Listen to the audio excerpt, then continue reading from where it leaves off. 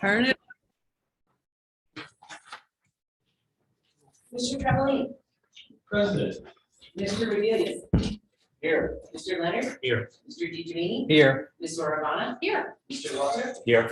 Mr. Hurst. Here. Ms. Christie. Here. Chairwoman Betcha. Here. I would notice that this meeting at the Bedminster Township Zoning Board was filed with the Township Clerk, sent to the Burgersville News and Courier News, and to all subscribers, and posted at the Township Municipal Building, 1 Miller Lane, Bedminster, New Jersey, on January 6, 2022. Please stand for the flag salute. I pledge allegiance to the flag of the United States of America and to the republic for which it stands, one nation, under God, indivisible, with liberty and justice for all.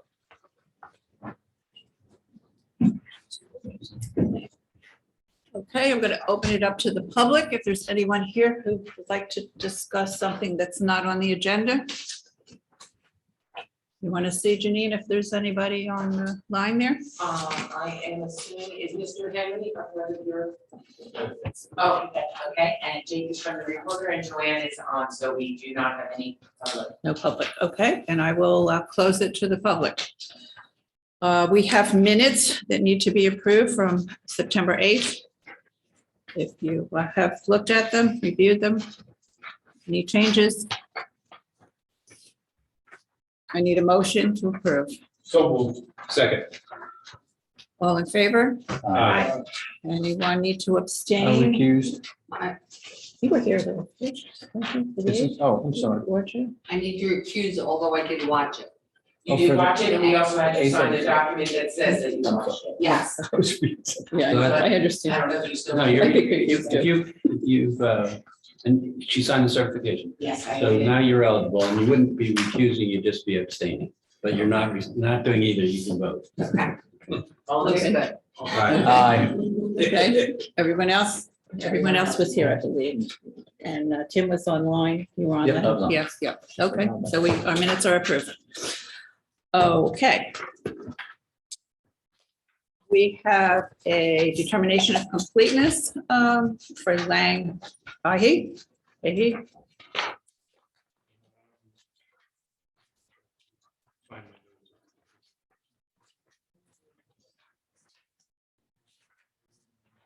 Right, that's the application on Rouse District Road. We're on the environmental commission coming up shortly, and they'll be back here to the board right after that. Other than that, they are complete. I'm ready to be scheduled. And what date did we talk about? They have October 19th, but they're going to the environmental committee, and Oh. everything goes well with them. Right now, November 3rd, we already have open, and we may have some master plan stuff. I don't know if it's better to put them on for the 10th. Then, How complex is it, Paul? Come on, I'm sorry. okay, we haven't really discussed it with them, we just told them they had to go to the environmental, so I think November 10th. Okay. All right, we have to approve that? No. Yes, we do. No. I'm turning them complete, yes. Yes, we do. Subject to going to the environmental commission, yes, you can determine them to be complete. Okay, so So it's a motion to confirm that they're complete, subject to going to the environmental commission. Is there such a motion? Motion. Second. Mr. Travellini? Aye. Mr. Adias? Aye. Mr. Leonard? Aye. Mr. DeGiovanni? Aye. Ms. Oravana? Aye. Mr. Walter? Aye. Mr. Hurst? Aye. Ms. Christie? Aye. Chairwoman Betcha. aye. Did you forget? Chairman, if you're ready for it, the golden application is being carried. The applicant has requested to carry it to November. It said November 3rd.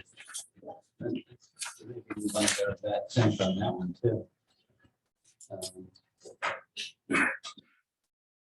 think if we do wind up, the amount of time for both, theirs is just. Okay. You know better, you think theirs is- Theoretically could be done. Okay, so we. I would put it on the 3rd, and if it turns out there's an issue, we could always carry it. Right. So So it's not, you don't need a board action, Madam Chairman, but the applicant requested to be carried, that they asked that their notice be carried to November 3rd, Okay, 2022, and they've extended the time frame for action until the end of November. So we're just recording in the minutes and the record that if anyone's here on the Goldman application, that application will not be heard tonight. There will be no additional notices, and it will be heard on November 3rd, 2020. okay. Thank you. All right.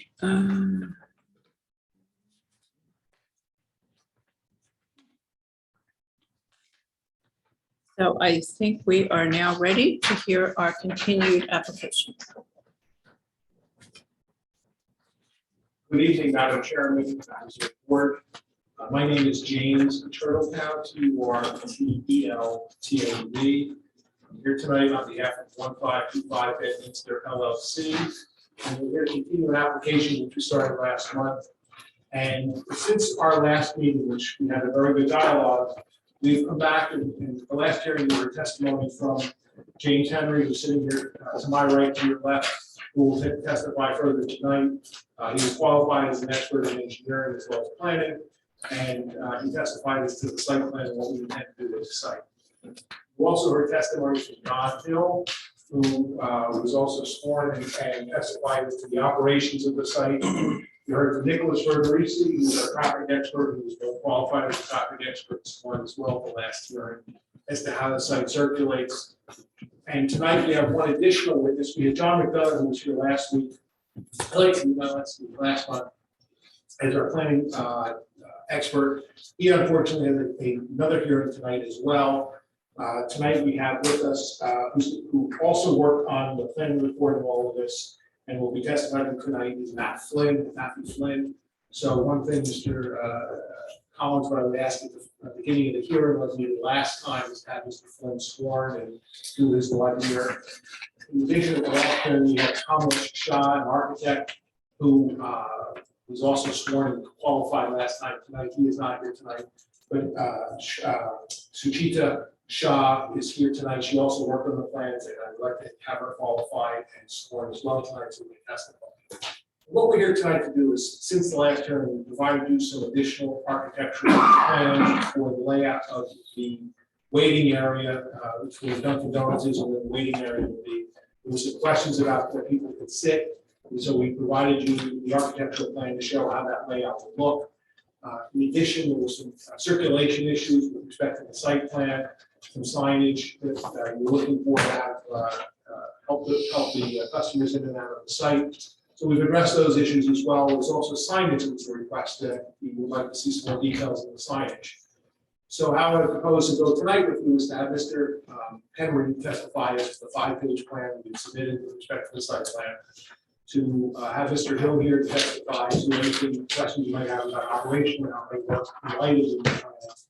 And then also have any discussion with you with the layout of the interior of the building for the waiting area.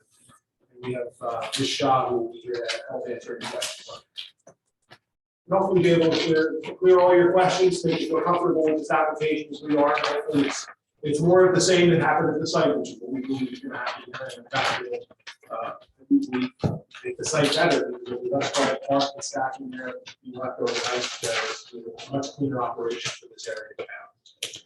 So without any further ado, Mr. Collins, if it's acceptable to you, I would like to call up both Mr. Flynn and Ms. Shaw, have them sworn, and we'll run here with them. Sure. Mr. Flynn and Ms. Shaw, please come forward to the mic and raise your right hands.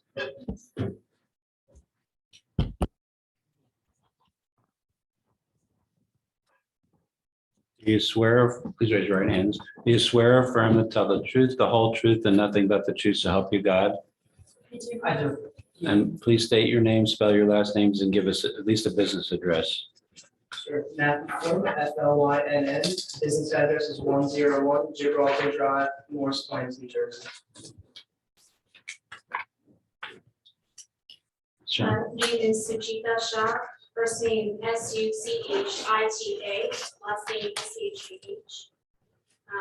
Dorothy Kalesh Shaw Designs, and that's at 1 Liberty Way in Cranberry, New Jersey, 08511. Thank you. So I'll start with Mr. Flynn. Mr. Flynn, if you could you please just provide the board the benefit of your educational experience and your background in planning? Sure, so my education comes from Rutgers. I have my master's degree in planning and public policy. I have my professional planner's license in the state of New Jersey, as well as my national certification, which is the AICP certification. And you testified before boards such as this before? I have, I think I've testified before I either think- this board or the planning. No, you did, yeah, you testified before the land use board. Oh, The yeah. board has previously accepted his qualifications. So we'll just confirm on the record that your qualifications are still accepted, Mr. Flynn. And I don't think we've seen Ms. Shaw before though. We have not. I have one more question for Mr. Flynn Okay. before I let him go, which is, have you been involved in preparing the planning testimony that you're going to be giving here tonight? I have, Okay, and you said that it was prepared for this exhibit as well? yes. Okay, thank you very much. Ms. Shaw, if you could, for the benefit of the board, to give them your educational experience and background. Sure. I have a Bachelor of Architecture degree from Pratt Institute in Brooklyn, New York. I'm also a registered architect in 8 states, including New Jersey, New York, and Pennsylvania. And I testified in front of at least 15 boards now. And your position right now is, I am an associate at Commission Design Team. were you involved in the design of the layout that you're going to testify here tonight? I was, yes. I would ask that this board accept Ms. Shaw as a qualified expert in the area of architecture. Unless the board has any questions, we'll accept her qualifications as a registered architect. Please go ahead. Thank you very much. Since the last meeting, Mr. Henry, did you prepare any plans with respect to the questions and issues that came up during that hearing? I did, And is that a 5-page set of plans that was submitted to this board previously? yes. If you could you please go through the plans and describe what we worked on since the last meeting and hopefully address some of the questions and issues that came up. Sure, I think we should start out with just marking each exhibit, so we're on the same page. I think we had 2 exhibits under the last hearing, is that correct? I don't have the numbers in front of me. Let's go for that A3 then. With today's date. So A3 is the color rendering of the site plan that was submitted. That is dated October 6, 2022.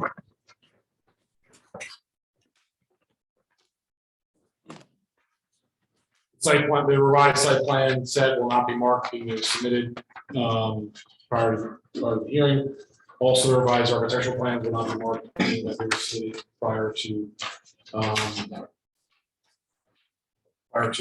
hearing as well. We have a planning exhibit, actually before that, we have a EV charging exhibit. And that is a exhibit.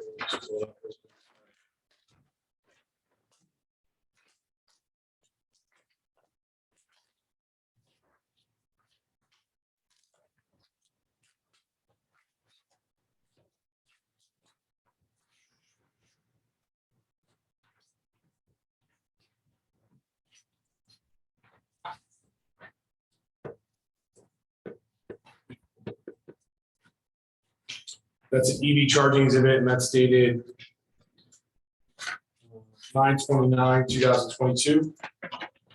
That's A4.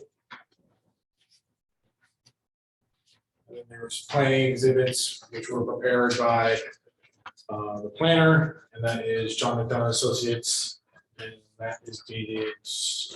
That has date on it. A5 is the planning exhibit. What was A3 again, Mr. Henry? I'm sorry. A3 is the colored rendering of the site plan, the revised color rendering, which we'll present in 1 minute. A4 is the EV charging exhibit. A5 are the planning exhibits. Thank you. We have the colored rendering. We have printed copies, if you like them, and then we'll be good. All right. Be good, great. And just, you know, we had earlier, which is now A5, is basically the same exhibit. that only has EV charging. Each ring is. So we call that A4. Yeah, I think that's A4, Mr. Chair. I'm sorry, E4, I'm sorry, yes. That's the EV charging. I believe he's going to put the color up on the board. That, A3. they were just pre-marking the numbers for now. You don't have to. I understand. So there, and another one copy of that. And you copy of that.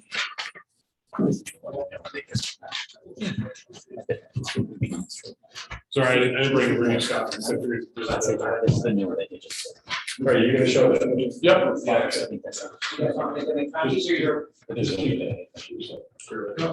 I wanted to bring one copy at least for the record.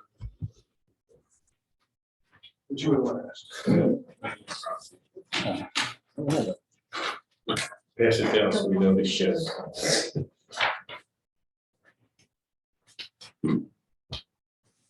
Is this YouTube Jake or not? Isn't it? Yeah. That's right. Oh, no, that's the architect. That's the architectural plan. So this is the colored rendering. It's just a colorized version of the site plan that was submitted to the board.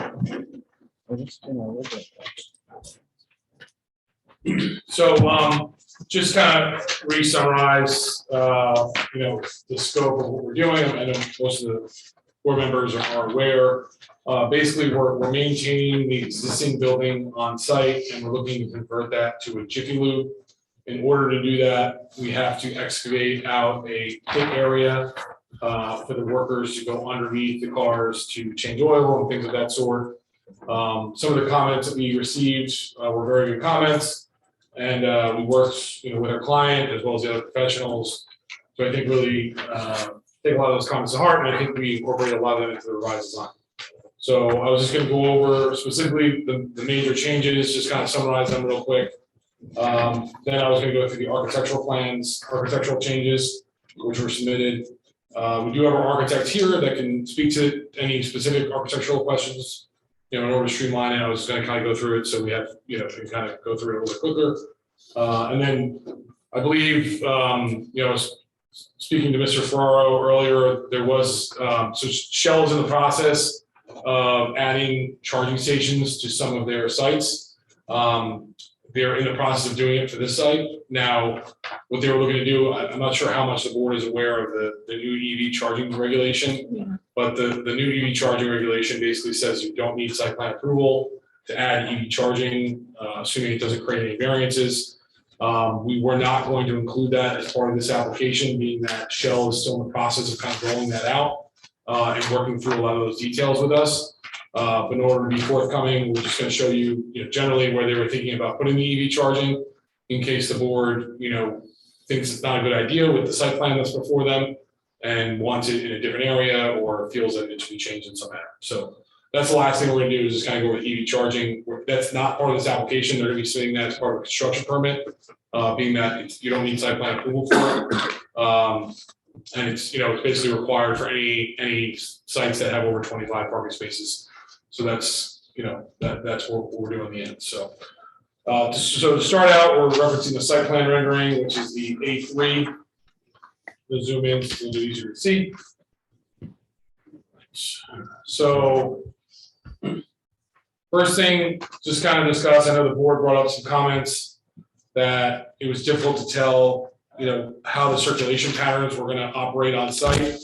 So one of the changes we added was basically add striped arrows at each one of the entrances and each one of the egress locations in the building.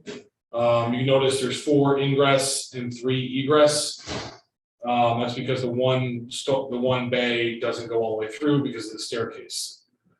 One of the other changes we made was basically to add a vehicle or a vehicle entry sign. That's a traffic safety sign. And then we have 3 traffic safety signs on the exit, which basically say exit only. So as you pull up, you see entrance only, that's on the building. We added 3 of them, even though there's 4. I think that was a suggestion, I believe, of the chair, to only do 3 of them. So that's what we did. We only showed 3 signs so that it's clear this is the entrance side and then the other side is the exit side, as best we can. We also changed the striping and removed some of the signage for the drop-off area. Instead of adding signage, we striped each one of the parking spaces, the 7 parking spaces. We put Jiffy Lube drop-off and they're striped that way. And then we added 3 no idling signs in front of those Jiffy Lube drop-offs. We, at the suggestion of the board, we added a striped pull-through area so that when the cars come out of the building, they basically can make a right turn, almost like a U-turn, and then pull through the striped area and go to a Jiffy Lube pickup area. So the cars would basically be facing, I think it's west, right? Yeah. Facing west, and they would be more likely to use the Lamington Road driveway rather than having them face towards 206. And just from a vehicle safety, I think we all kind of agreed that it'd be better if the more cars use Lamington Road, I think the better overall for the overall safety of the site. And as a reminder for the board, that maneuver will be done by an employee of Jiffy Lube, will take the car out of the facility and then drive it around to the customer. Correct. By doing that, we reduce the parking from 45 spaces to 43 spaces, which is still compliant with your parking ordinance as 36 spaces are required for this site. We added 2 directional signs and we added some additional striping, just kind of emphasize that cars from Jiffy Lube have to go behind the building. So you can see in this area where you have to make a left-hand turn, there's Jiffy Lube drop off, you make a left, and then we also added a 2 square foot directional sign at that location. And then on the other side of the building, we have Jiffy Lube drop off painted on the pavement, and then we have additional Jiffy Lube directional sign in red. So we have 2 directional signs which are compliant with your ordinance requirement. We added them in the areas where the car has to make the decision where to go for the Jiffy Lube, to direct them to go behind the building. There was some discussion about anything we could do to try and emphasize the fact that this is not a 2-way driveway. I believe there was a comment about adding a no left-hand turn at the egress driveway on 206. We spoke to our traffic engineer. He discussed it with his other traffic engineers, I believe, as well as DOT. And we were not able to change the access, we would modify the access permit up to the site. But we did notice there was no stop sign at the location, so we're proposing a new stop sign.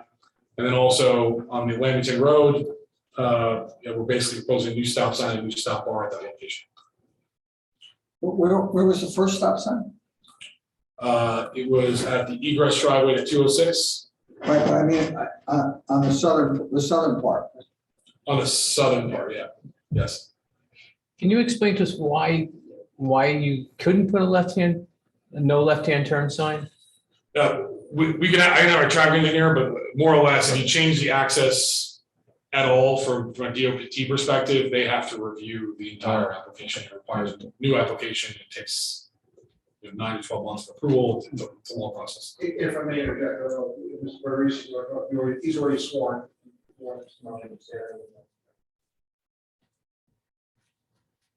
Yeah, we talked about it last meeting. I think your engineer also discussed it. If you put any new signage that restricts any movements on any driveway on the state highway, it requires a whole brand new application to the Department of Transportation, which is just an onerous process. We're trying to do our best to direct people in that direction by doing some of the things that I think the board suggested in the last meeting. I think we're going to accomplish a lot of what you're trying to do. If we put a sign there and people want to make a left turn illegally, they're going to do it either way, those aggressive drivers. So I don't know that you're going to accomplish much with the sign. Any of the new traffic, I think we're already directing that way. I think we've kind of addressed the issue of what's happening there, what your concern is. You use the word access, but we're not talking about access, we're talking about egress. Yes. So that's hidden access is just an overall term of ingress. I just want to clarify that. And so prohibiting a left-hand turn at that would change the access according to the State Department of Transportation? Yeah, so if anywhere I put a no right turn, no left turn, just signage, didn't do a physical improvement within the highway, even put the sign on our property, not in the state right away, they would still require a full review of the application, which is a long process. Right, I understand that. Okay, thank you. You're welcome. But Mr. Berderisi, could you get that approval? Could we? Yeah, like you said, it's hard and it takes 9 months and it's a big, Whatever, a big We process. potentially could. would it be, let's put it this way. Would it be approvable if you were to apply? I think they would approve the sign, but Because- who knows what else they're gonna ask you to do. Right, so one of our concerns is if we end up doing that, then it might modify this driveway on the northerly side, which obviously may require some reconfiguration of the overall site if that had to be modified. So we're trying not to reinvent the wheel because DOT doesn't care if you have to modify site improvements. We're trying to just not have to redo the entire site here in order to add a sign, because they might ask us to modify that driveway. You could be opening a whole can of worms, Right, in other words. yes, That's what you're saying. yes. And we've already received a letter of no interest from the Department of Transportation, so. Okay, so neither of you are saying it's not feasible to get it approved. You're just saying it's an undertaking that has some risks for you, basically. Right. Because it's like, you're not saying it's, the DOT would deny a no left turn sign, or I can't say if they would approve or deny. I was. how could it be bad? I don't quite get. I mean, you have a light. I've guessed at what DOT has done, and I get it right, probably 75% of the time, unfortunately. Well, that's pretty good. But yeah, you never know. You never know when you get an application in there, what they might look for. It could be a whole entire redesign property that just kind of changes the pattern. So Okay, and then how about a different type of subject? If you were to ask DOT to approve a no left turn sign, traffic control no left turn sign on the DOT right away across the street from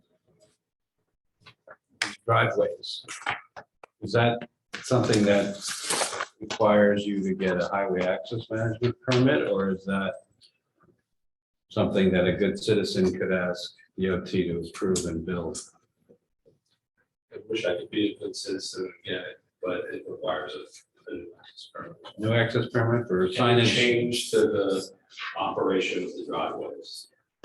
Okay, but I'm not, okay, And that would change. because these two driveways were approved with no restrictions?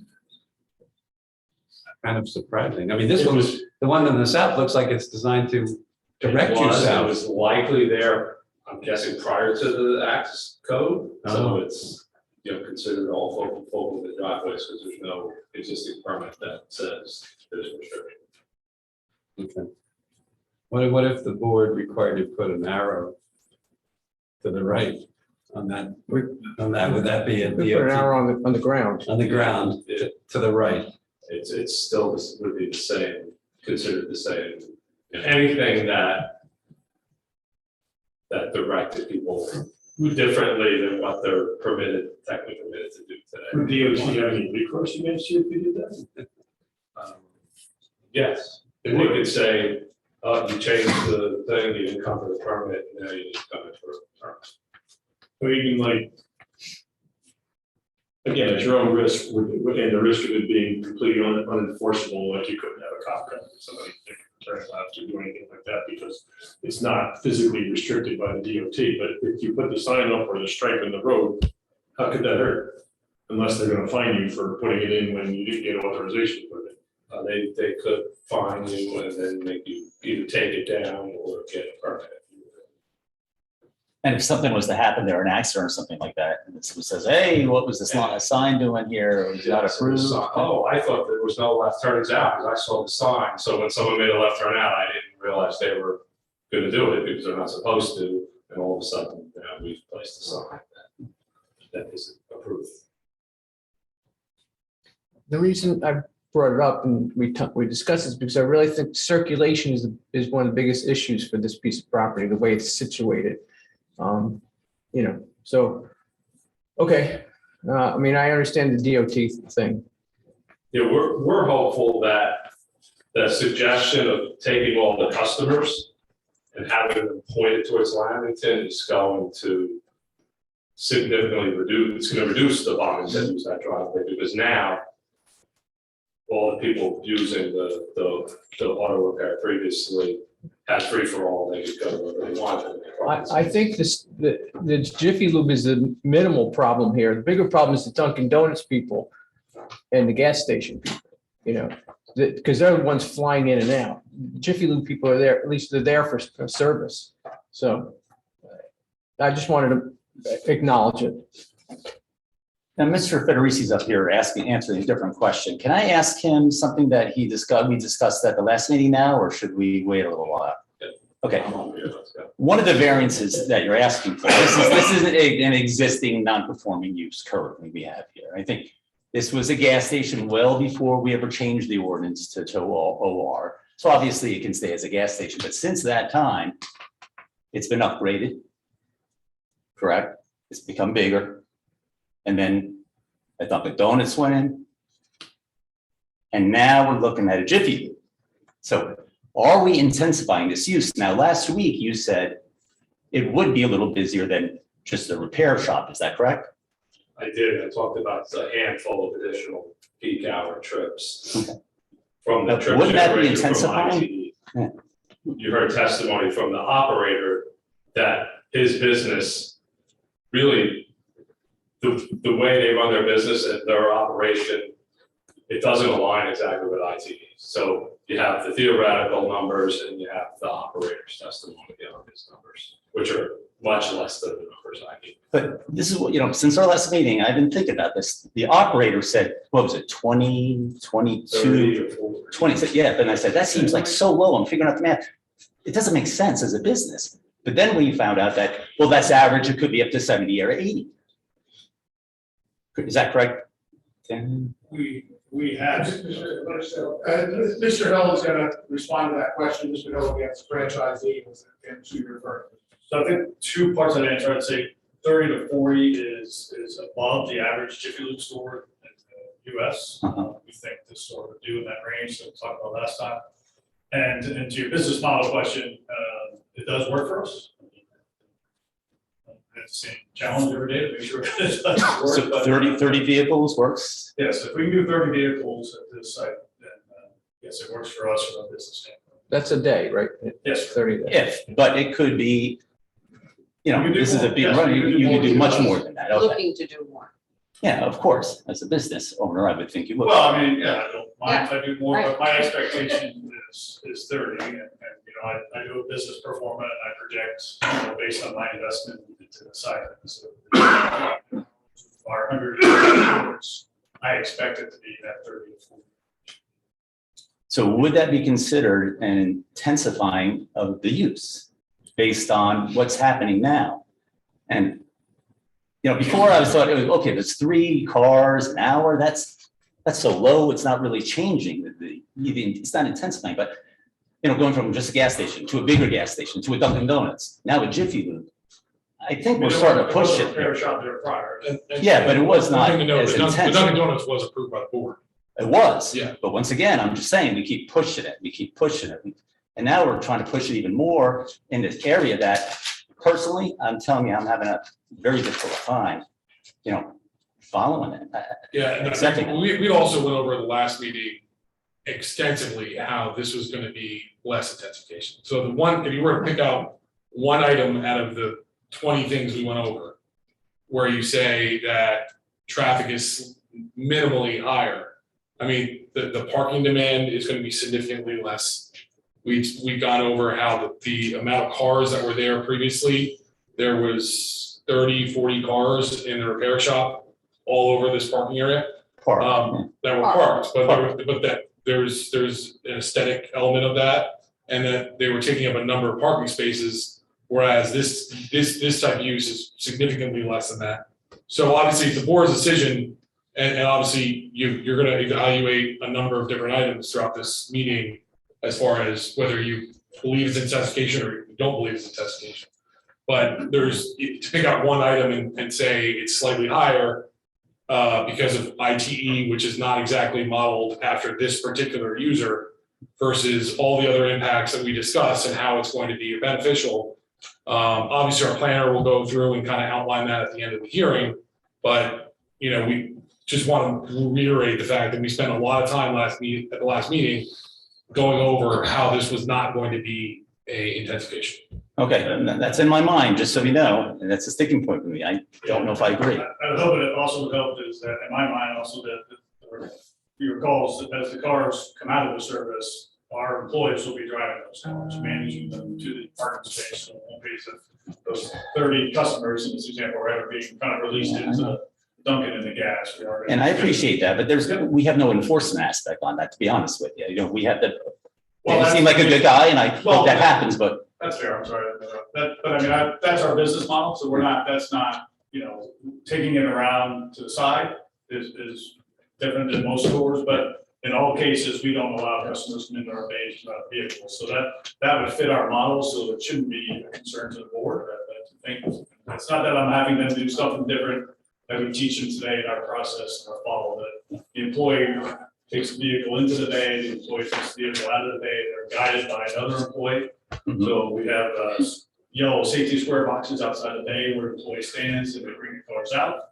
So they're managing the traffic piece and then that employee takes the car around. And we do that at all 190 cars. So the other thing to emphasize is our planner will get into this obviously, but I'm not sure your ordinance particularly differentiates between this use and the previous use. So our planner will obviously go into that and go into the definition of. And that might be even what's saying, it's just, once again, I'm looking at the amount of vehicles. Listen, and this isn't a scientific study, but I was on 22 and I drive by Jiffy Lube a lot. I went down there on 22. I just drove by today at 11 o'clock and there was 3 cars in the bays and 2 cars outside the bay. When I just went by, that was 5 cars right at that moment I drove by. Now I can't compare that to that site up here, but you know, I just can't see it being less intense than what's going on now. I can only see it more intense. And I just think, okay, bigger gas station, Dunkin' Donuts, Jiffy Lube. I just think it's getting to be a little much. That's just my opinion, but I'll wait to make final judgment till the end. So I just want to let you know where I kind of stand. Okay. Can I confirm one thing that I did not recall? Sure. At your optimum numbers, I don't recall 70 or 80 cars a day. Did you say it, 70 or 80? I don't recall saying that, but I'm not going to say that I didn't. I mean, I have a store out of our 190 that does 70 cars a day. That's my best store. It's in Pennsylvania. Possibility. But I mean, that's one out of. Is that a comparable size? Sorry. So what drives optimal? Do you have to be in a more densely populated area, or, you know? Because what I do recall, Mr. Federici saying, did you say at peak hours, maybe 3 more cars in the peak hour? Yeah, 3 more customers, 3 or 4. 3 more customers at the peak hour in the morning or at the end of the day. You know, I think at the end of the day wasn't as much as that morning window, if I recall. Right. Okay. To your other question, the store that does the 70 cars is in Philadelphia. It's on Aramingo Avenue, Philadelphia. So it is kind of a more downtown, heavy traffic market area. So the chances that you do that, just to go back, so the chances that you do 70 cars a day here are slim? Or likely, or? They're certainly not likely. Like I said, that would put them second out of my 190 stores. So that would be the setup to your earlier question, right? The store that does the best is in a city type of street location. But I would say slim.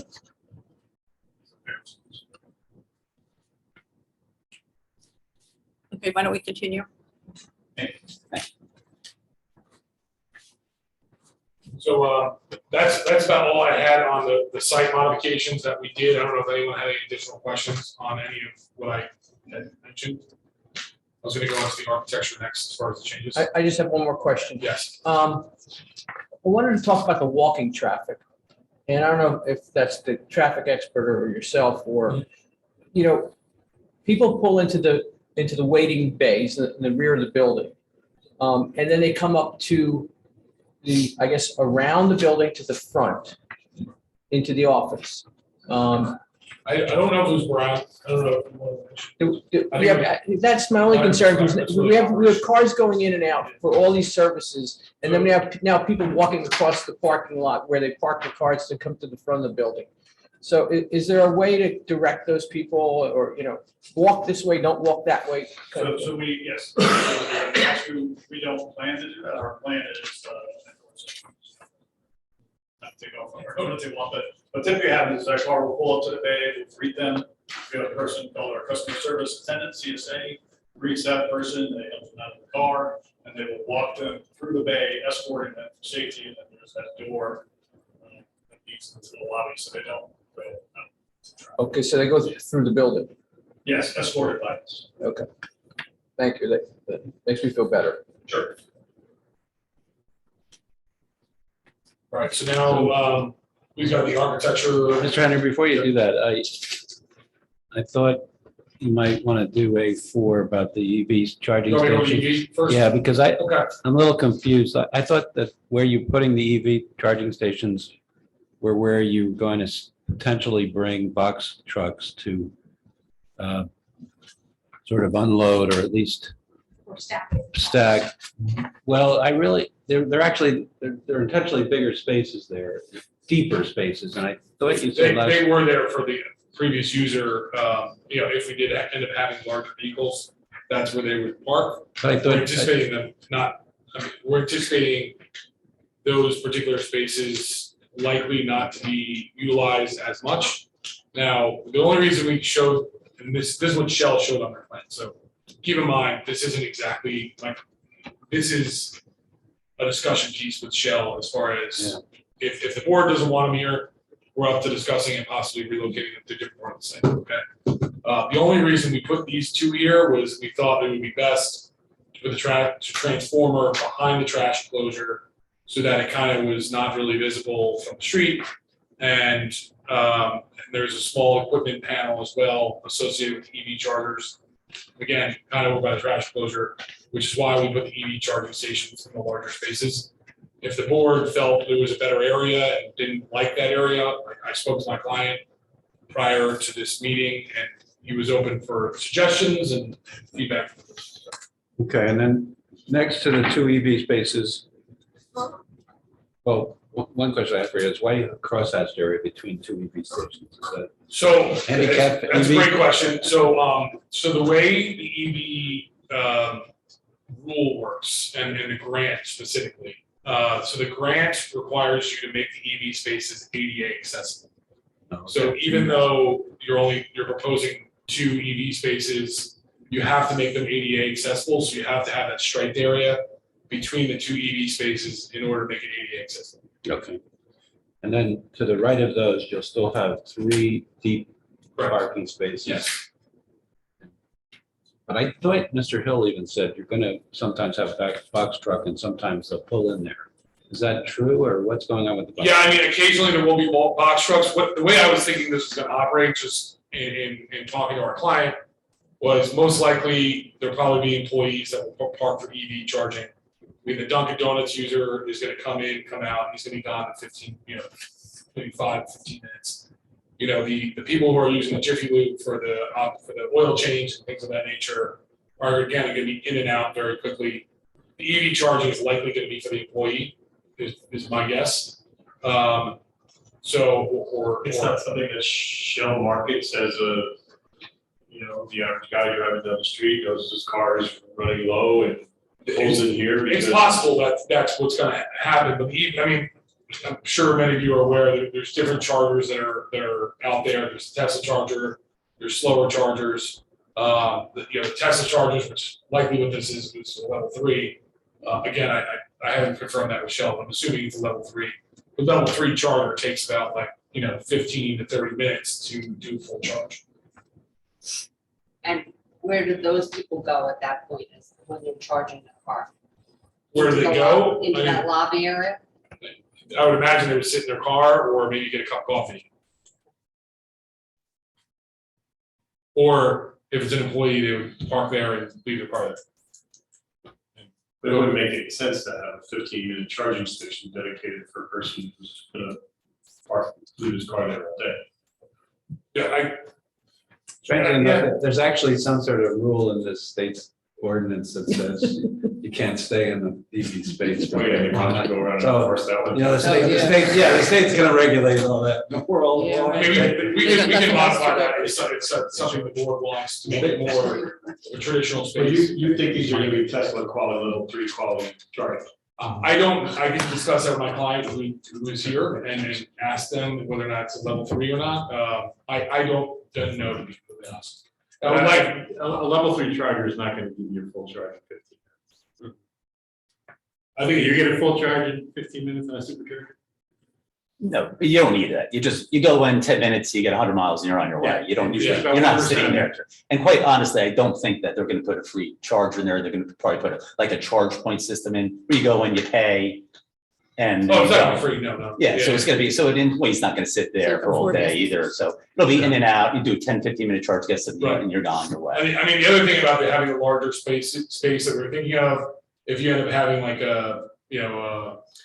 some sort of sprinter van or something like that is charged in the future, this would accommodate that as well. The deeper space like this. Right. Okay.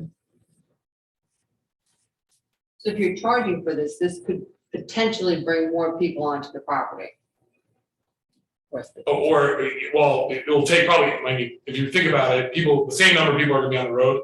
They're just gonna have a different type of vehicle. So you're gonna have an EV vehicle instead of a gas vehicle. Instead of going to the pump, they'll stop there. Right. Yeah. More people. The plan is over time, they're using less pumps and more. Right. What about the location? It seems like you're crossing functionality here. Right, so you got these EV stations, which are gonna serve the general public to charge their electric vehicle as they're driving south or north on 206. And they see an EV station here, or their GPS in their car tells them exactly where it is, right? Right. But it's really on Jiffy Lube's turf here. Would it be better, we were talking about maybe, is there a better location? Did you explore a location that was further north? So I did. On the So- kind of refueling part of the lot? So I did, so I've done a few of these at different towns. Generally speaking, I like to keep them in the more active areas, just so that it doesn't encourage loitering. I like to have them in the areas that are kind of, like the back right-hand corner of this site. If you had an EV station all in that back corner, like that area is probably the least used corner of the site.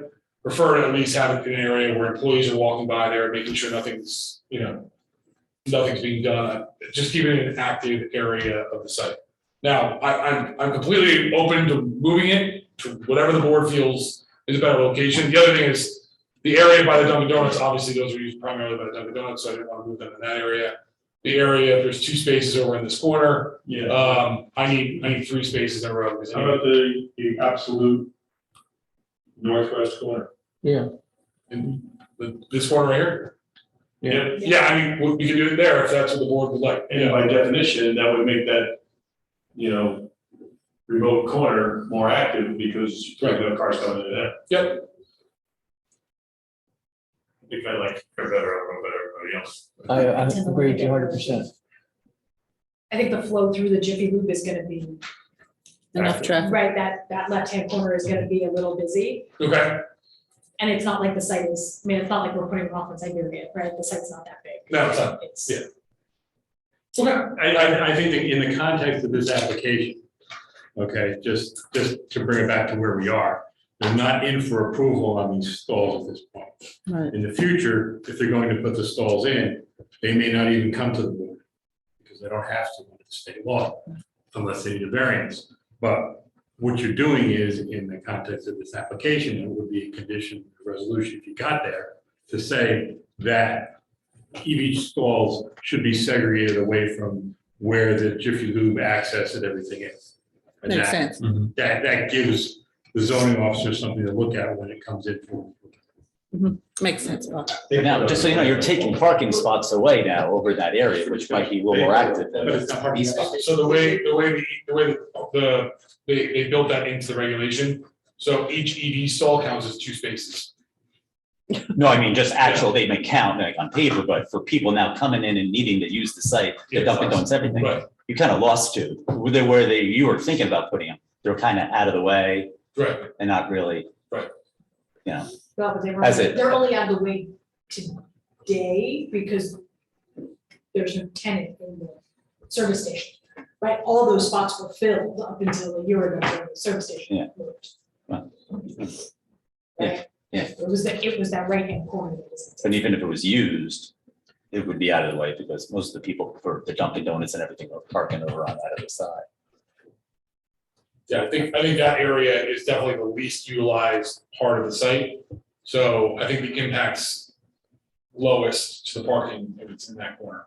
And just to follow up on the proposed use, we don't anticipate having cars parked there. Those cars that were in the other testimony was to be used for the repair and the linkage for service. Yeah. And again, just back to the point, we brought this to the board because we're coming in for an application. We want, you know, very, good questions and insight on the site. We want you to know all of the things we're planning there, not have to come afterward and say, why did they tell us about this one over here? So, the effort to be full disclosure on that. Are we good to talk about architecture now? And just one more last question on that. Are there any, you said you put them into about 15 different locations. So I've put them in at a few locations, primarily, so I've done Teslas before, at a few different locations, and then, I've done level 1 chargers and more of a corporate type center, which again will be designed for employees that are parked there all day. So I've done them at a few locations. I've not done them at gas stations yet. That's what's happening now. Shell's wrong. There's a New Jersey program where I think Shell is getting some sort of money from the state in order to kind of revamp a lot of their gas stations, and there's a grant program, which I think is what this is from Shell. Okay. So The question I have is, I don't have an electric vehicle, so I don't even pay attention to this subject really. Are there any statistics, maybe the traffic engineer, about how much these spaces actually get used once they're installed? I mean, I'm sure at some point in the future they'll be used more, but are they even really being used by passerbys? I don't know, maybe Tim can answer that. He's got an electric vehicle. But I'm just trying to figure out what level of intensity are we really talking about for these two spaces? I don't know if there's any studies yet for that. Obviously, with EV rollout right now, it's kind of we're in the transition period right now. But I do know there's a lot of in East Brunswick on Route 18.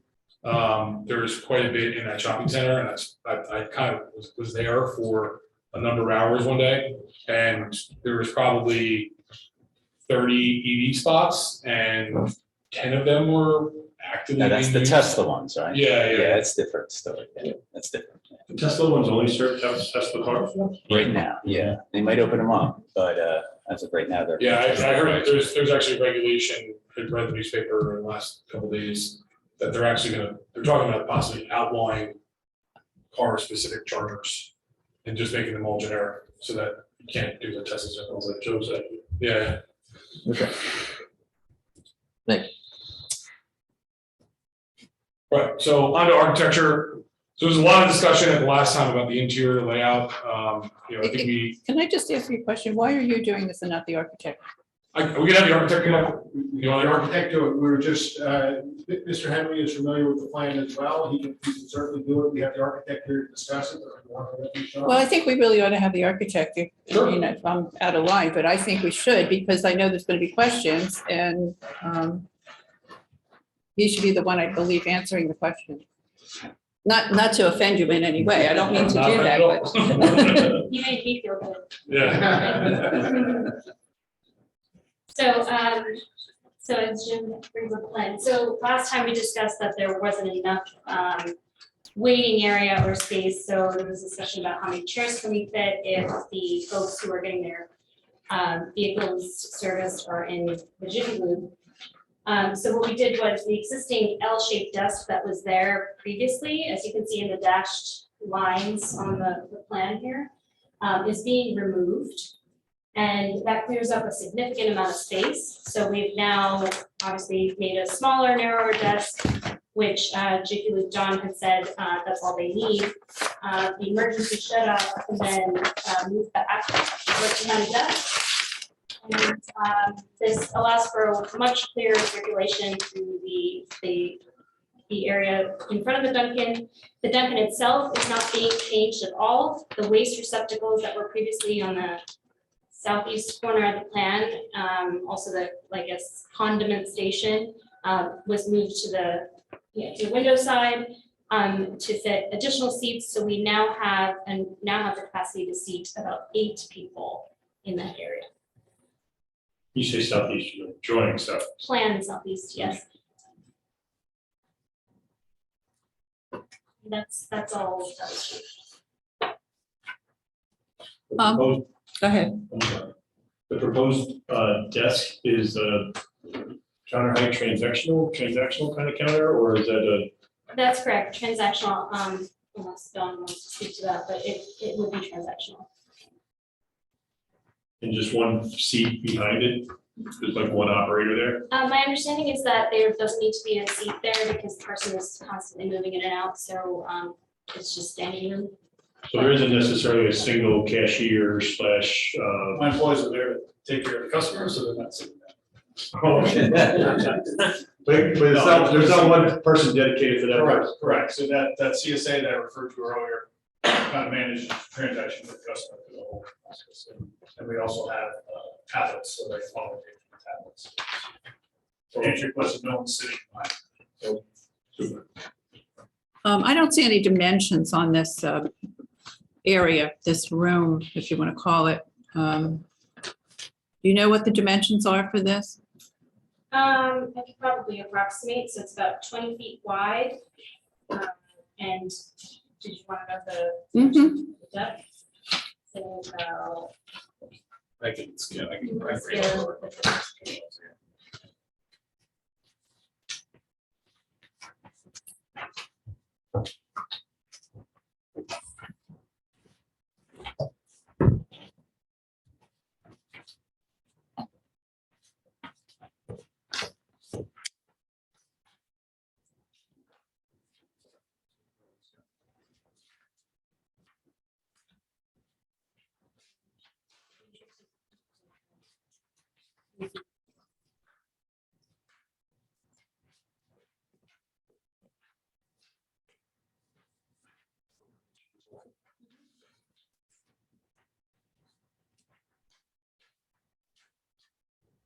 Let's do this 1 minute.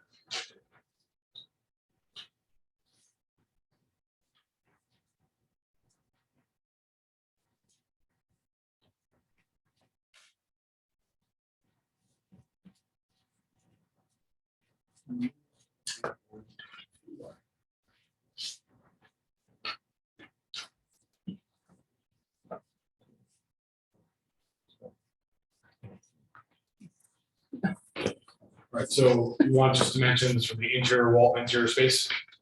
Yeah, the area where the reception area is, that people have to wait. So it's. Yes,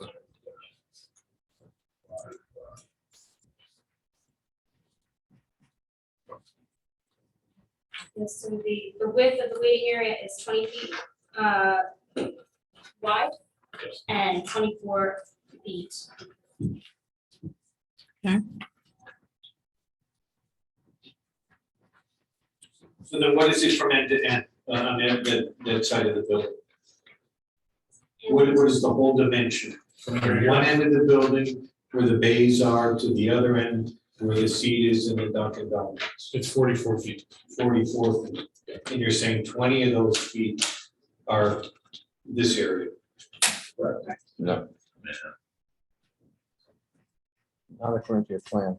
I don't think that could be accurate. No, I don't think so No. either. You're talking about the. It's about a third of it. I'm showing you on the plan. Is that the dimension you're talking about? This is 20 feet. I have 21 here, we got 21 here, or 27 that is.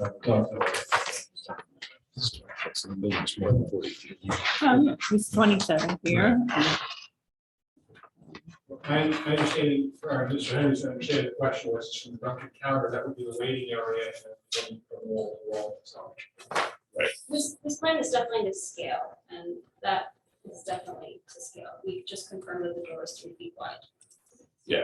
So So, yeah, the 24 feet should be 480 square feet roughly.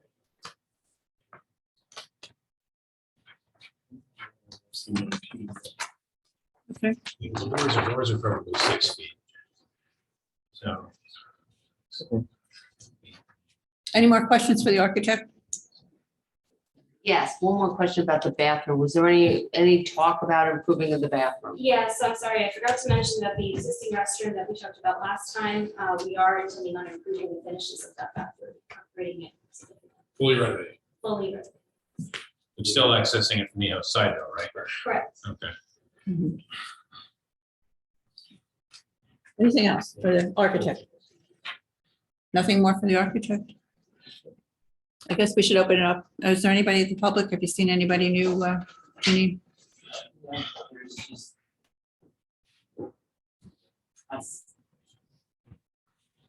Joanne and Jake from the. Okay. Okay. Thank you. And then, Madam Chairman, though, we should open to the public here. if you- Yes, right. Okay. Yeah, I did open it to the public to make sure we do have a public.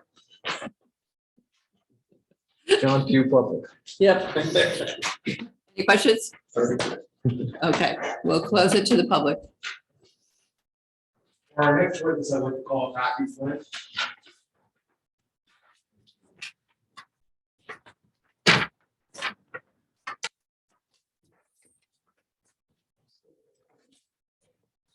That mic is actually a little better. Okay, I got it.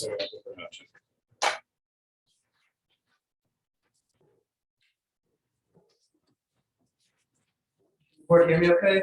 If I Yes, thank you. So, right now, we're working on pulling up a planning exhibit that my office put together. It's an 8-page planning exhibit that consists of some maps, some GIS mapping, as well as some photographs that were taken by my office. Yeah. Okay, so can you go up to the first one? And that's H.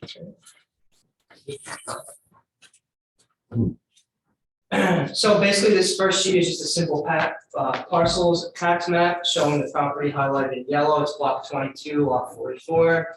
Substantially undersized in the context of the zoning in the OR zone that we are located in. Actually, 15 acres is the minimum required lot size for a property in the OR zone. And we're looking at a property that's about 1.29 acres or 56,000 square feet.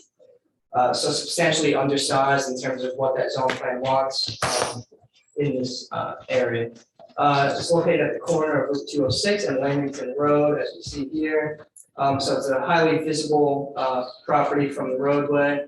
And if we go to the next sheet, this is just an aerial map, now filling in some of those properties with what's actually on the ground.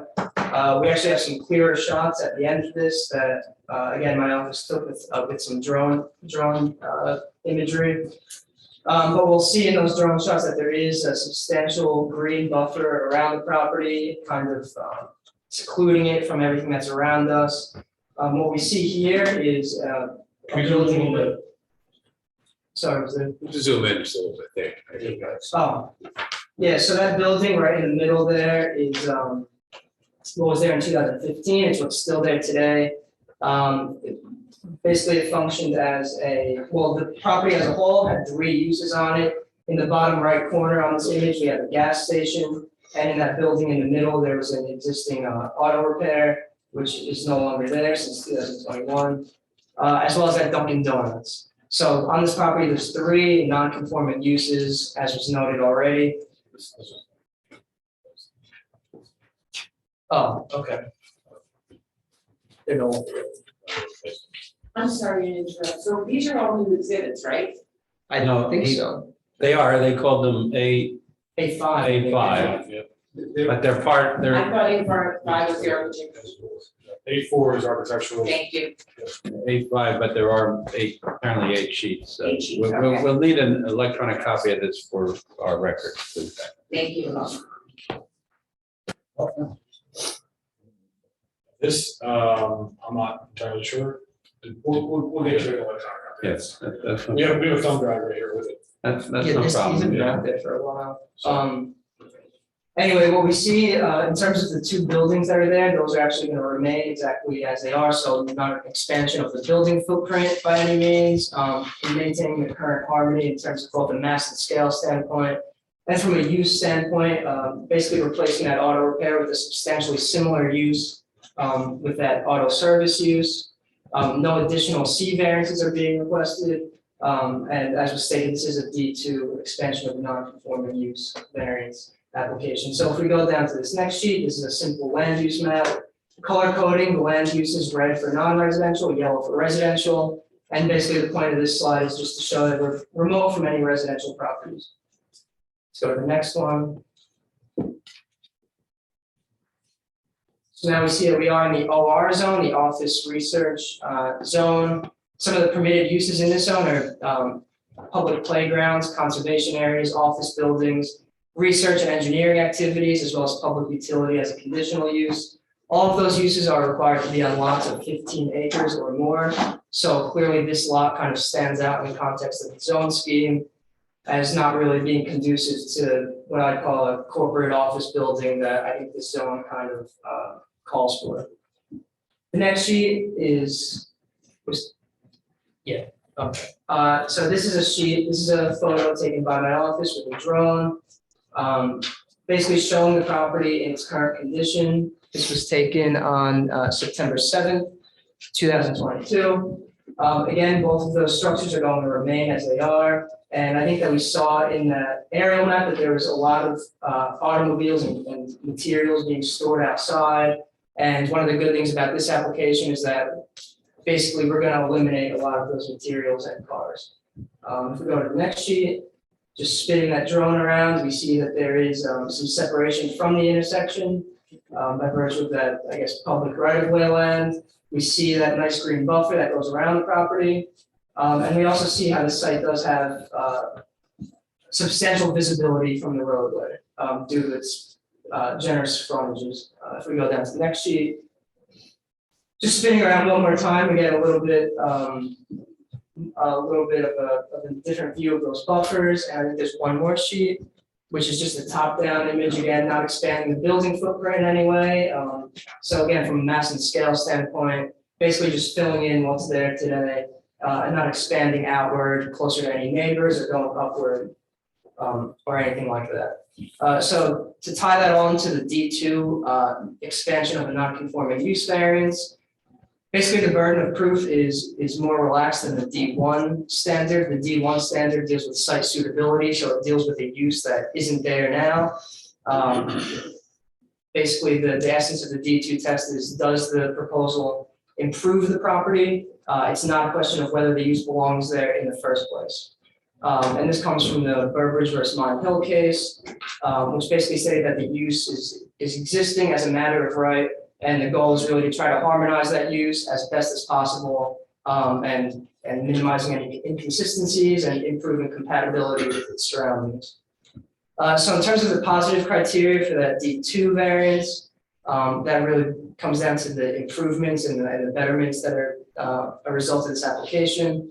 In this case, we have adaptive reuse of an existing non-residential space, which goes towards purpose M of the municipal land use law, efficient use of land, again, not going up or out. Reactivation of vacant commercial space, which brings forth economic benefits such as job creation, which goes towards purpose A of the municipal land use law, promotion of the general welfare. And again, this is a corner lot that has a lot of visibility from the street. And so by eliminating towing operations, elimination of overnight parking, less storage of materials and cars, I think that this application really has better visual compatibility with everything that's around it. Cleaning up the site, I think is certainly an upgrade to what's there now.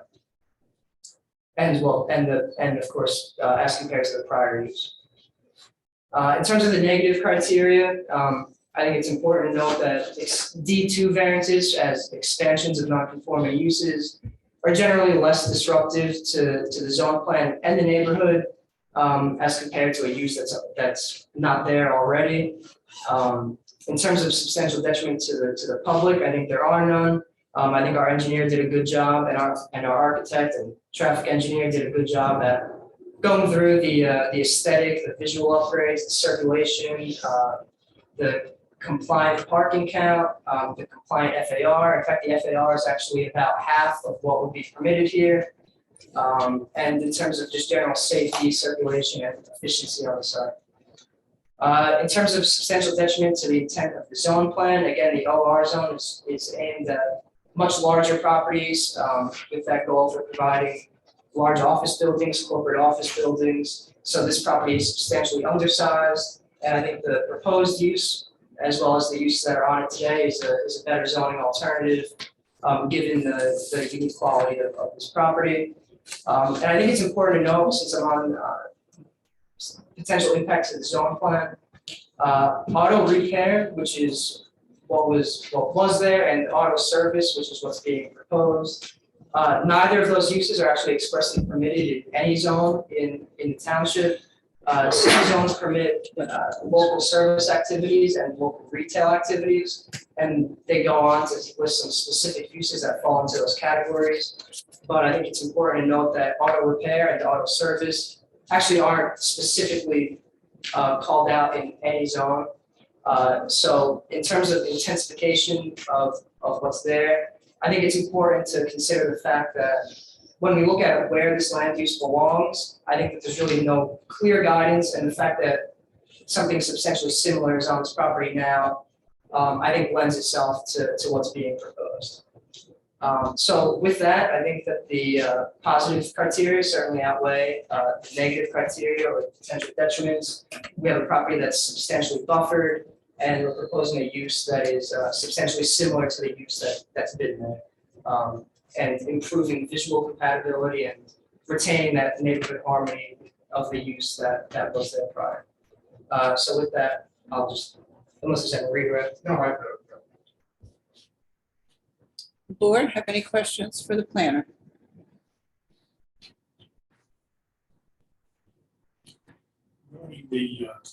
I'm not sure where it came from, so maybe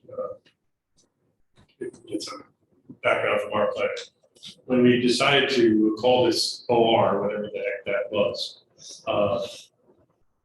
because there's not OR to the west, there's not OR to the north, but we decided to make this OR for some strange reason. We understood that when we did that, because I'm assuming that was done well after the gas station was here. Do we know when that was exactly? When we converted this to OR? I don't know. I don't know when it was done. I think it was back in the day, BN. BN, I think it was part of the BN district. All right, so we got on that side of the highway, it was BN on that way. So we converted it for OR, knowing that it was never OR. So the fact that it's a non-conforming use is really something we imposed on the property itself. Correct? Yeah, It's been a non-conforming use. It probably in the predates district. zoning. Even in the BN, it would have been non-conforming. It probably Even though predates. it's the busiest intersection in the entire town. Gasoline stations are not permitted uses in any district. Say it again, Paul, I didn't hear you. Gasoline and service stations are not permitted in any district. So is this a grandfathered use then? It's a pre-existing non-conforming use. But the auto repair component of the property came later, right? And is to allow that in the summertime? Conjunction with the property. Was it at the same time? I can't begin to count how many applications have been on this property. But it's every time it has changed, it has been to the land use board, and before that, the Board of Adjustments. But the first application that I recall on the site, it was a Texaco, had a towing service, it had auto repair, had gas station, had bake sales, it had rental cars. You all, I think that was the first time it came. And some of those were eliminated as part of it. But I guess my point here is we've never done anything to make this use more legitimate in terms of our action in terms of changing zoning. So it was, Well, by nature, initially a non-conforming use, it continues to be a non-conforming use, and all we're really trying to do is Continue that. Continue the non-conforming use. that's somewhat true, Rich, but in terms of, you're couching in terms of zoning, the zoning ordinance. Multiple reviews that have taken place have approved the site for use variance for an enlargement to have the Dunkin' Donuts, I believe. And that's probably it. that was the latest step. So there is so that it's not a zoning ordinance, but it's a board approval of a D2 variance to enlarge the pre-existing non-conforming auto repair and gas station use to allow the Dunkin' Donuts in addition to those uses. Now, those site plans also cleaned up the site substantially compared to prior bake shops, et cetera. But so in terms of answering your question, there is something to legitimize that it is approved as a site plan approval and a D2 variance Well, yeah, for what's there now. Each subsequent application that modified the use somewhat has been approved. So that's. Yeah, but that, right. All I'm saying is, because I'm looking at this from the standpoint of an alternative. Right. Well, and if I could just jump in, I think that's what you're alluding to, is that there's been a modernization of the site over the years. As Paul stated, this has been, an auto repair shop for a long time. And what I think we've probably been seeing is that business model changes over time. And so the site has changed over time as a reflection of that. And so what we're asked here is how does the culmination of all that modernization fit into that D2 testimony? But they are asking for a D2 variance to enlarge the pre-existing non-conforming use. So the question, is it intensification? You probably feel it is, but they actually are saying to you, we are asking you to permit us to enlarge this and intensify it more, but to the extent they explain it, under a D2 criteria of 70 D2. If I may, Mr. Cobb, we're actually looking to reduce in the state, we're changing the station, we're going from 8 to 7 bays in the use here. I'm just trying to characterize it as you are asking for a D2 variance. It's D2, which technically calls for intensification, but it's a change in the use, which in the eyes of the zoning office is intensification, but in fact, we are focusing on Do you have the application there? the application, yes. Yeah, just read to me what the application's for.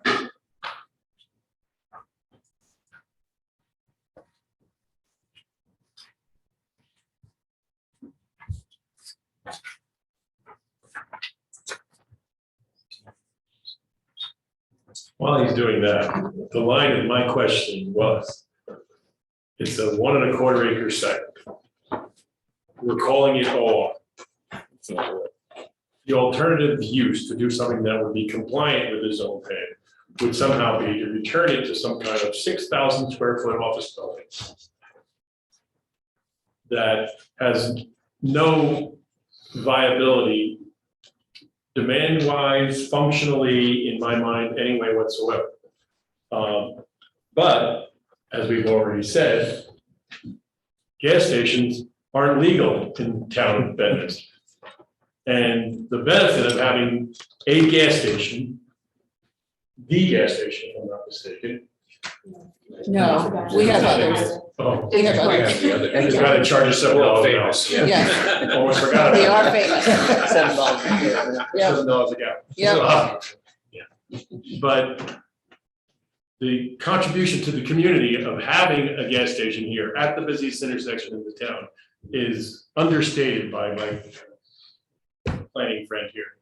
So for me, making the gas station and the site more viable is a plus. But it's not a gas station. I don't think we're talking about the gas station. I think that we agree about the gas station. Now we're talking about a Jiffy Lube. No, but I think in general, we have services that are not otherwise provided in this town. Well, and Tom, tell me if I'm wrong, but where the D2 was triggered because Jiffy Lube's business model is that you pull in and they work on your car from underneath. And so it's the digging of the pit that triggers why. Let me try to maybe back up. Okay. Who's gonna Right, 'cause they were doing read the application? before. Go read the application and I'll tell you where I think this begins. And I'll read the application, which is the first question. So it says, is it under section 8, existing land use, gasoline service station, quick food establishment, auto repair, under proposed land use. Gasoline service station, quick food, food restaurant, auto repair. Under your ordinance, service station includes both gas station, gasoline delivery as well as auto repair. Those are your definitions in your ordinance. When we talk about the use itself, there's two things. I agree with Mr. Orvana. That is what really triggers a lot of this is the fact that there's big pits, which by the way are not habitable space in the ordinance. They're less than 6.5 feet. And therefore don't add any of the gross floor area. So it's a matter of intensification of use. It doesn't intensify the use. And in fact, it's the same area that currently would be at grade is now going to be partly below grade. But the size of the building remains exactly the same. The gross floor area, according to your ordinance, stays exactly the same. But there was a belief that this was an intensification of use because we're changing things. So we are here tonight to have that, and the other night to bring this before the board. Although it's classified as an intensification of use or a D2, it really is a change of how this use is being done. And that's what we've been presenting here. It's still auto repair in our view of the world, as we said in our application. And in fact, when we look at our D variance that we list in our variance list, we say auto repair is not expressly permitted within the OR zone requirements, and are therefore considered a prohibited use in the OR zone. Auto repair previously approved by the granted variance is proposed to remain and be internally modified. There will be no expansion of the ground floor area. So intensification of the use, we can use a lot of definitions, but really we're changing the buildings, modifying it to instead of putting a car on a lift and working from it, standing up from the floor, you're now going to be in a bay where you'll be working on the car so the car can drive straight and walk in lifts. Which, by the way, could be a safety feature as well, because now you don't have cars up on lifts, people walking under cars with lifts, we never know a whole litany of reasons. But that's really what we see is driving us here tonight, is just the fact that the building itself has to be modified for this. It's not anywhere, any floor area, it's the modification that we view it as potentially something more. And I can start at the beginning when this application first was submitted for building permits. It came in for building permits. The zoning officers and I looked at it. We both said Jiffy Lube has a far different throughput than the service bays that were there before. The testimony is, 30, maybe more, maybe less, but I would be shocked if there were 30 vehicles being turned over on a daily basis from the prior service station. We looked at that and said, well, then that is an intensification of the pre-existing non-conforming use. The applicant's making an argument that, well, there's 7 bays instead of 8, so it's less intense. Or there's no overnight parking, so it's less intense. And those are really, that's really what the board's got to decide. What is the unit of measure for intensity? And how does that play into the D2 testimony that's been given? I don't know the answer to that question. That's what you guys are up sitting higher than I am. But I think that's really what it comes down to. Yeah. And let me just add something though too. In answer to your question, the application is for a D variance. That's what's been checked, okay? And properly so. Then go one step further. Technically, they are amending a prior use variance that was an enlargement of a pre-existing non-conforming use. And when you amend a use variance, you are also amending the site plan of a use variance. When you amend the site plan of a use variance that has been previously granted, the negative criteria attached to that amendment, even if you're not asking for a D variance, which they are asking for. So states, basically, it's your call whether they meet the affirmative criteria for an enlargement, that's the actual word of the statute, of a pre-existing non-conforming use, and whether they meet the negative criteria as described earlier, and you know those well. So no substantial detriment to the public good and no substantial impairment of the zone plan. Even if it's not being intensified, that's still, that's what the negative criteria, and they attach to an amendment to a D variance. So under any scenario of approval, you have to find the negative criteria. I think logically, we did hear some testimony that showed that it was an intensification, but from the traffic engineer, whose own traffic study said that there would be an increase in the peak period. He said small, but that was his testimony. That is an intensification, but intensification is not the only subject about enlargement. Enlargements occur by changing the structure. Going down changes the structure. If there was no going down, maybe the structure is being changed also by the method of use of the structure, of the throughput of 4 bays and the retention of 7 bays, which under the traffic engineer's calculation was a higher number for this site than if it didn't have those 7 bays. Okay, so you judge, but it's not just the affirmative, it's the negative criteria. No matter what, you must find the negative criteria. But we're comparing, where I'm getting stuck on, is that we're comparing the standard of what the zone plan had in mind, what the intention of the zone plan is. And the difficulty of comparing a non-conforming use to the zone plan by definition is almost impossible. I don't think that's the comparison you're making. Yeah, it's not that. You're not comparing this to a permitted use. That's. But if he's gonna make a statement about positive criteria, negative criteria, the criteria is the zone plan. No. No? What is the criteria? So what is now? The negative criteria is that they must demonstrate that they don't have a substantial detriment to the zone plan and the zoning ordinance and the. Well, and the zone plan is for an office building. Correct. And is that change any more of a detriment, any more of a substantial Than the detriment than it is now? Not compared to an office. All right, so again, we're just comparing it to the existing use, not Yes. the zone plan. I believe. And you know, if Joanne could help us with the standard, but the standard as explained by the applicant's planner of the Burbridge case, Burbridge versus Mine Hill, which was actually a very different use. It was a junkyard.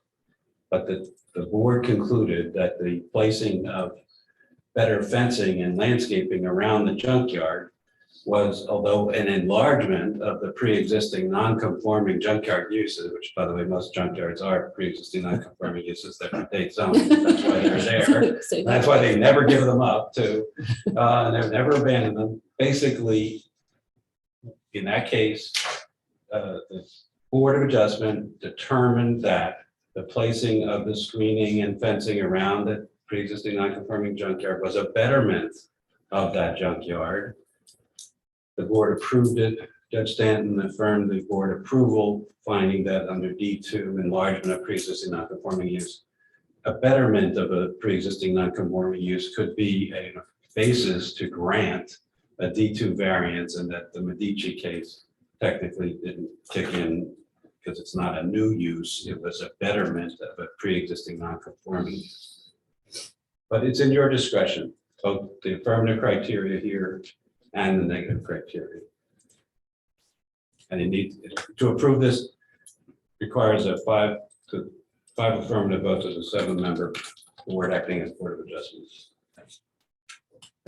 Yeah, I agree with council. I would say that, like I said, the test really is, in my opinion, based on that Burbridge case, does the proposal improve what's there today? What's there today is actually a vacant commercial space. So there's several benefits that I went through as to filling that out. To the extent that this board has to basically the D2 expansion of the non-conforming use, like council mentioned, any change to the property is going to constitute an expansion of a non-conforming use, whether it's a betterment or if it's potentially making the property worse. It's still technically an expansion of a non-conforming use. In this particular case, the first thing that kind of comes to mind is if a Starbucks were a existing non-conforming use, and it was to be replaced with a coffee shop that had significantly less or more cars that were going to patronize that coffee shop, it would still be the same use. So the amount of cars that go in and out, no matter how efficient, no matter how safe that circulation is, no matter how compatible, no matter the aesthetic upgrades to the site, it's still at its core is the same use. So even if the board, and I don't want to contradict anything that the traffic expert said, I'm not a traffic expert, but no matter what those numbers are, it doesn't prohibit the board from making that determination that the test is met and that the application as a whole represents an improvement to the site. So, of course, all of that stuff are things that the board can take into consideration and should take into consideration. But it doesn't necessarily defeat the purpose of the D2 expansion of the non-conforming use variance. In other words, you're not circumventing the purpose of granting that variance just because potentially there are more cars going in and out with this proposal as compared with the last. But we're not compelled to approve an application that expands the non-conforming use. Yeah, I think the other important thing in this case is you have two other non-conforming uses on this property.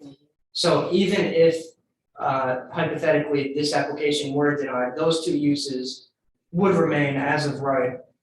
So to the gentleman's comments on the left, or to my left, even if this were denied, the permitted use of an office would likely not fill out the space, not only because of the size constraints, but also because of the compatibility with those other non-conforming uses. So all I'm saying is that I think an important consideration is compatibility with those other uses on the property. And again, the parking complies. We're taking cars off of the parking lot, taking materials off the parking lot. So I think that there's a lot of benefits that the board has to weigh against any potential detriments as well. I'd like to make the I know we're giving a little argument here, but just not to take away from the fact that the permitted use of the auto repair that existed is still there. That use has not been eliminated. There was never abandonment of that use. That use is, if this application gets denied, there will be nothing stopping my client putting in having a mechanic going in there and doing repair businesses that before. The back row filled up with cars, and again, that's just what they have today. And we're here today saying to you, you can give a better use for that stuff. It is a corporate area, 15-acre minimum lot size, 1.29 acres. So what can you do on 1.2? You have a gas station, which services this town, or a repair shop, which services this town. That's the Dunkin'. But these uses all have historically worked well out there. I haven't heard anything in any reports or anything that says about it. We're giving you a use, we're offering a use, and trying to get a use that we believe actually is even that much more compatible with the area. Because when you have a corporate environment, you want to have cars with their hoods open and tow trucks sitting in there, or you want to have a parking lot with cars nicely neatly parked and coming in and out of the site. We offer that. We have traffic upgrades that we're going to be talking to you about in terms of bringing the cars now and giving more direction to come out on the Lamington Road as opposed to out on 206. There's certain things we can't do. The signage out on 206 is an existing condition today that won't change when we put a repair shop back in there like we've had historically, or we change it to this use. That's going to stay the same. So when we look at the question of the after the question this board, I would ask this board, they say, is what kind of use do you want there in terms of repair shop? Do we want something that we believe is more compatible with the area, more conducive to what the environment the customers want today, which is the Jiffy Lube, or a repair shop that has, been what it has been for the last at least 30 years or 40 years or far more than that. So again, I'll make a couple more comments at the public.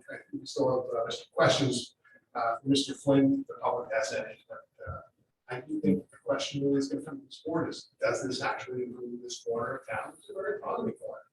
We think it does. I think it was very.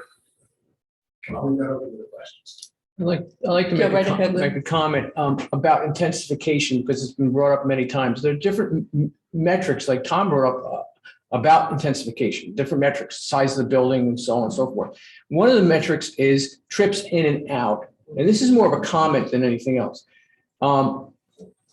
If they lower the price of gasoline at the Shell station and serve and on sale pumpkin lattes at the Dunkin' Donuts, they're going to automatically increase the intensification with no reflection on what's going on at the Jiffy Lube. So I just wanted to bring it up to my other board members. There are certain parts of this property we can't control. Excellent point, and that's why we have a testimony both from the studies, which shows you generically what happens, and we have also the franchisee who has his own experiences, that he's been able to provide you and answer your questions, which, by the way, he has one other point he brought up to me, which I can have restored to it in the testimony, but the Philadelphia store that has the 70 also does state inspection, which is an item as well. And was checking as to what the differences might be between the sites, and that's one differential. You're not going to have state inspections at this site. And Pennsylvania does it.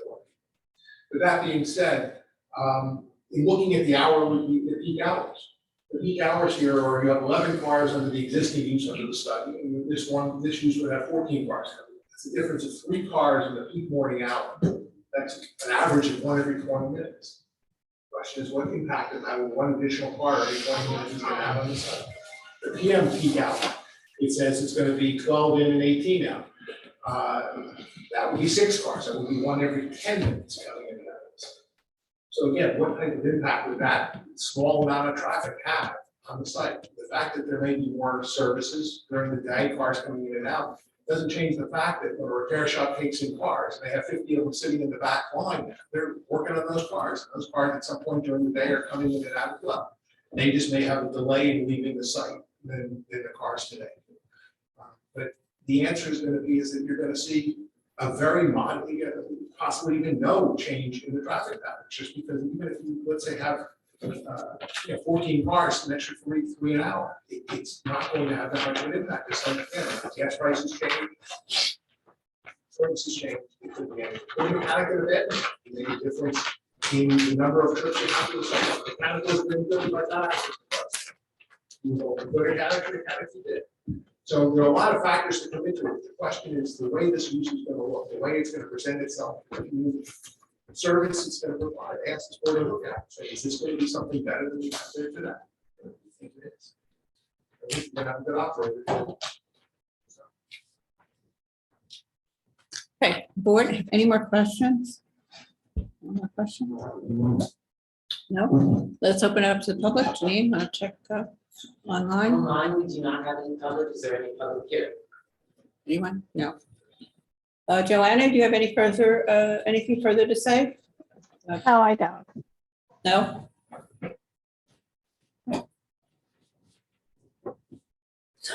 Should we take a break, Tom, or should we? Maybe that's a good idea. You want to have some deliberations, I'm sure. Yes, I think we do. So And let's make sure nothing further from the applicant, right? I don't believe we have any. Okay. All right. Okay, let's take a 5-minute break.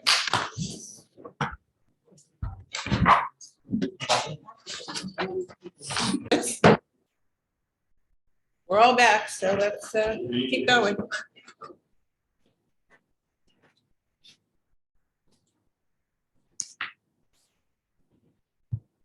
So I guess we need to open it up, Tom, to Yes. Yes, open to the public. conversation and. Oh, okay. We should open up to the public in case there's any testimony. Okay, if there's anybody that is Yeah, I on, know. Online, there is not. Is there anyone here? no, our audience left. So we'll close it to the public. Anybody want to start the conversation and talk about how they feel? Rich, you ready to start? I'm in favor of the application, because I think it is substantially the same use as it was before. I understand the issue about throughput, and that's what's driving any intensification in my mind, but I think that, 3 more cars an hour in that peak hour is relatively minimal, if not de minimis.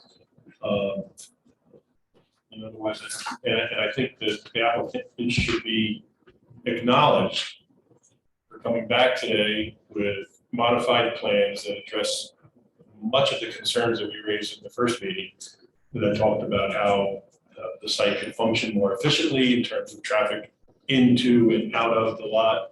I would feel a little bit better if they had that right turn restriction potentially, but I understand, dealing with the DOT, maybe opening up Pandora's box as well. So I'm okay with that. I think the only sensible person who's going to think about making a left-hand turn, like me, is going to be at 10:30 at night when you're leaving the gas station. A quick check. Going north on 206. But otherwise, I think they did a pretty good job demonstrating how de minimis the impact would be. Okay. Anybody else have Yeah. any? I have right now I'm in favor of the application for a different reason. I really believe this service is needed in our town. When the existing repair shop went out, it really left a vacuum. And I'm a business owner here in town, and I talk to other residents, and they're all struggling, like, what do we, where do we get our oil changed, kind of thing, So I do know that created a vacuum. The other part of it is I do think that the way they have their cars parked in the back, walking the customers in through the building, and then if we have to make sure that when they're pulled out by the customer service representatives, they're pulled around to the waiting spaces there, and then the most logical way to get out of the property at that point is to go out Lamington Road. It just doesn't make sense to come from that parking space and make a hard left all the way back to the traffic area and then make an exit and make another left on the 206. Just doesn't make any sense to me. So there are people who would do that, but I don't think it's.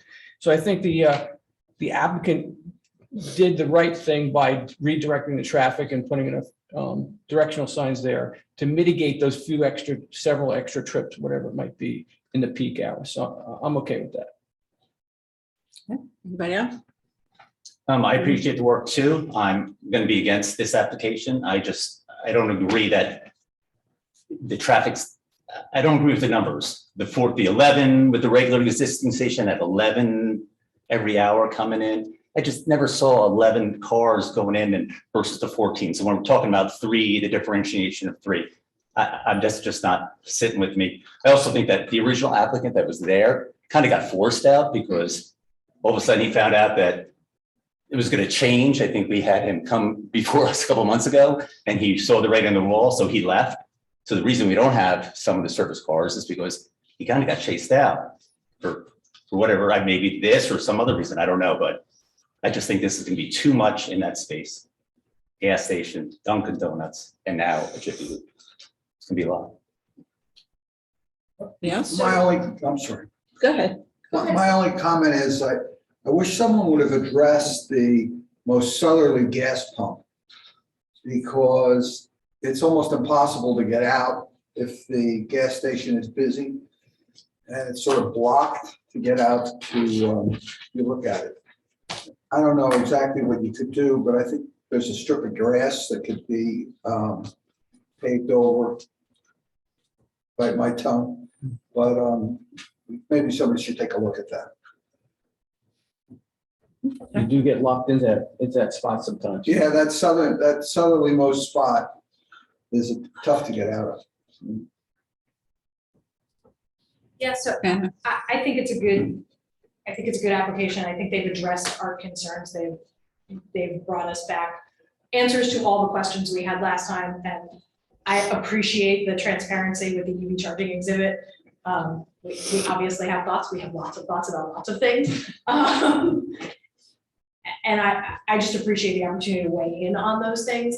I think the volume and the throughput is not really something we can control with what is substantially the pre-existing non-conforming use.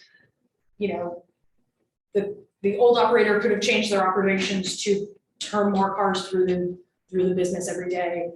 It's not something that would have triggered review by this board.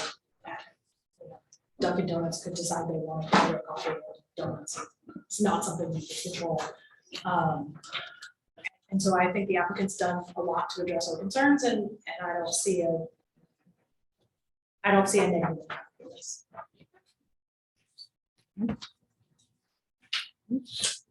Yeah. Okay.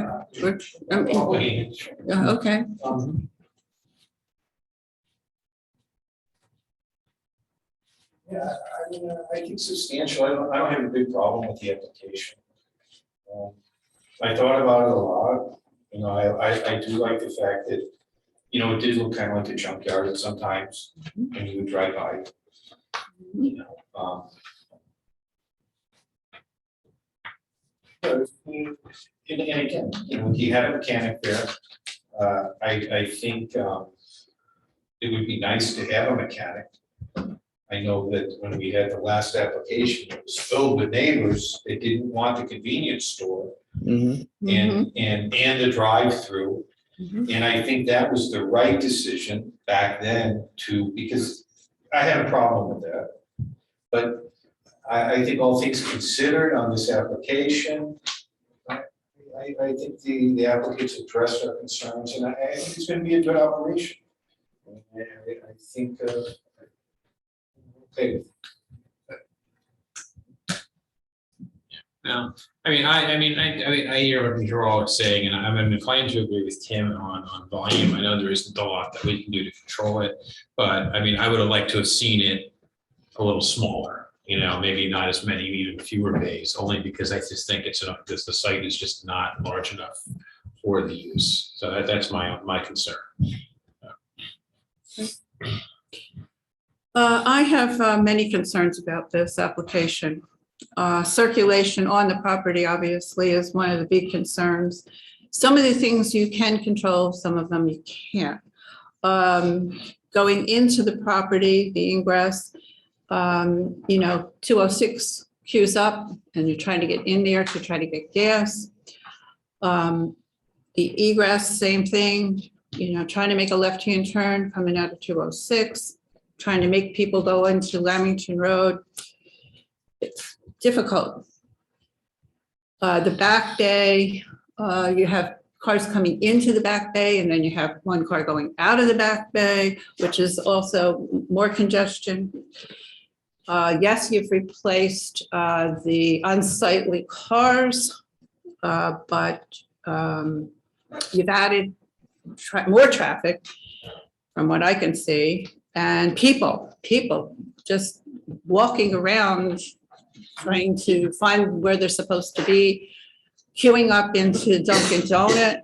I don't think that space is large enough for both Dunkin' Donut and for the Jiffy Lube people having to wait. You've got 10 employees for Jiffy Lube, and then you've got the other employees. So you're up to 16 employees just to start with. I just think it's overuse of the property, period. And, you know, I know it's a use that's been in existence long before me, but I just think it's just too overused. It's an undersized property and we're trying to jam too much on it. So that's how I feel.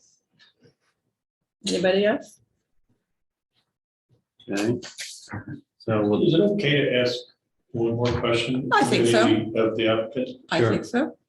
You're in charge. This is for Mr. Federici. The numbers that you used in your projections, sir, you know, they're from some kind of, you know, manual or Bible of traffic engineers. Are the numbers that you used in calculating the additional trips, is that consistent with the volume that the operator had projected, or in line with that in almost every way? It's more than double what the operator had mentioned. Okay, And the reason being, I talked about it at the last meeting. all the studies are 3 and 4 bay facilities. Mhm. So what's likely happening is if you get to 5, 6, or 7, it's not proportionally going up by the same rate. Like the first 3 days are gonna be used all the time, maybe, but the last 3 are gonna be used infrequently. But it's a straight line equation, so the first bay generates 4 trips. Second bay generates 4, third bay generates 4 in reality. And then they start generating less, and less. We don't have any studies of when they're 5, 6, and 7. So it artificially is inflating it, because as he mentioned, his business isn't generating the 20 or 18 cars that we projected. So when he says 30 to 40, and you say 18 in that peak hour, Yes. he's doing half of his business in the first hour of the day. So in my numbers for the daily, I estimate over 100 customers. So the 3 in that peak is based on 100 patrons a day. Over 100, it was at 240 trips, so 101. Yeah, so I think it breaks down after 3 and 4 because the other ones aren't being used. But yes, I appreciate you bringing that. Based upon this preset data that's in your books, that you have to use a formula to get to a number. Is We that, do, we just use a straight formula. I have no other way unless I went out and counted a bunch of specific ones that maybe had 5, 6, or 7. I don't know that there are a lot of them out there because at least the data, in the data set, they were all 3 and 4 days. Okay. Yeah.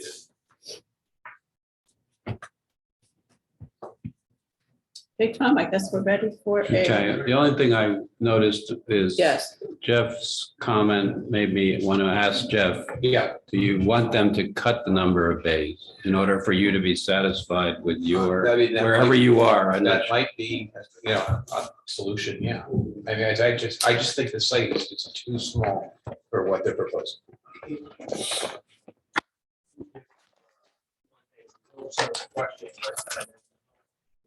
It's up to the chair.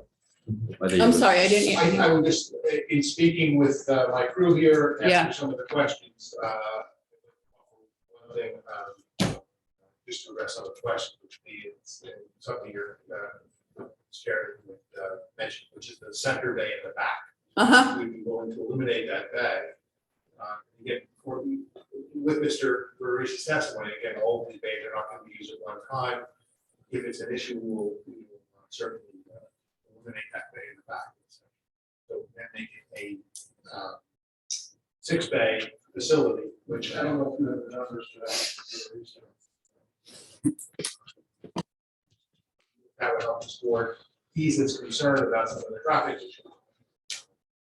It's sufficient now, that day being that you have to come in and out of it, does raise the traffic and maneuverability out of it. Certainly. But you were never going to use all the bays anyway, you said. You were only going to be using, you're only going to have 2 guys doing oil changes at a time. You weren't going to use all the bays anyway, correct? Correct, and that's why we eliminated it, because it's. But you weren't using it anyway. Okay. Yes, but the board is concerned about the number of bays, was commented about the number of bays, concerned also about this bay, and particularly about the backing in, driving in and backing out of the bay.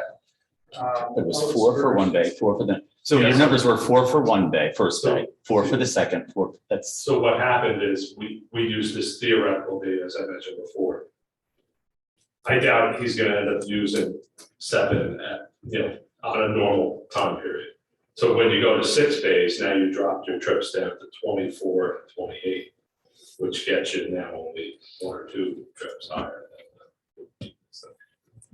But the data you were using, once again, it's, it's whatever's in a book and but you're also using that same whatever's in a book data for the existing Yeah, station. that's by square footage. It's either, in our data, there are 2 different uses. There's an auto repair and there's a quick service loop. But whether you have 2 or 5 bays, you're still having the same amount of cars coming in. It's not like you're standing on the street Yes, saying we only that's got 2 exactly cars. the point. You're still gonna get more Having the cars. Same amount. Right. But we use 7 to do the calculation.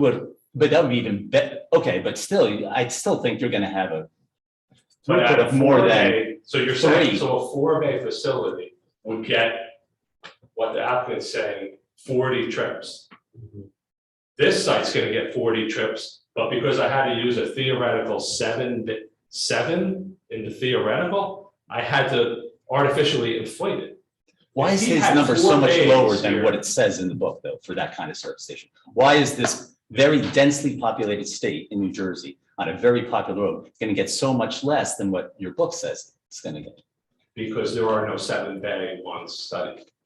So the 7-bay one, just like you This was said. based on a exactly the 7-bay, point you made, 14, whether it's 4 bays or 7 bays, they're still gonna get all the same cars, okay. right? Because they're not gonna, all of a sudden, because there's another bay, there's gonna be 4 extra people, because I know there's another bay. That's not gonna happen, right?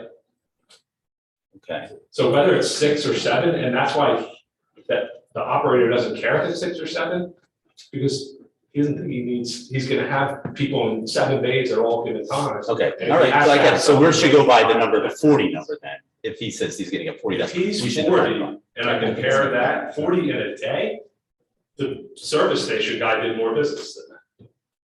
If you go as. Okay, so his number is lower than what you say, what it says in your book.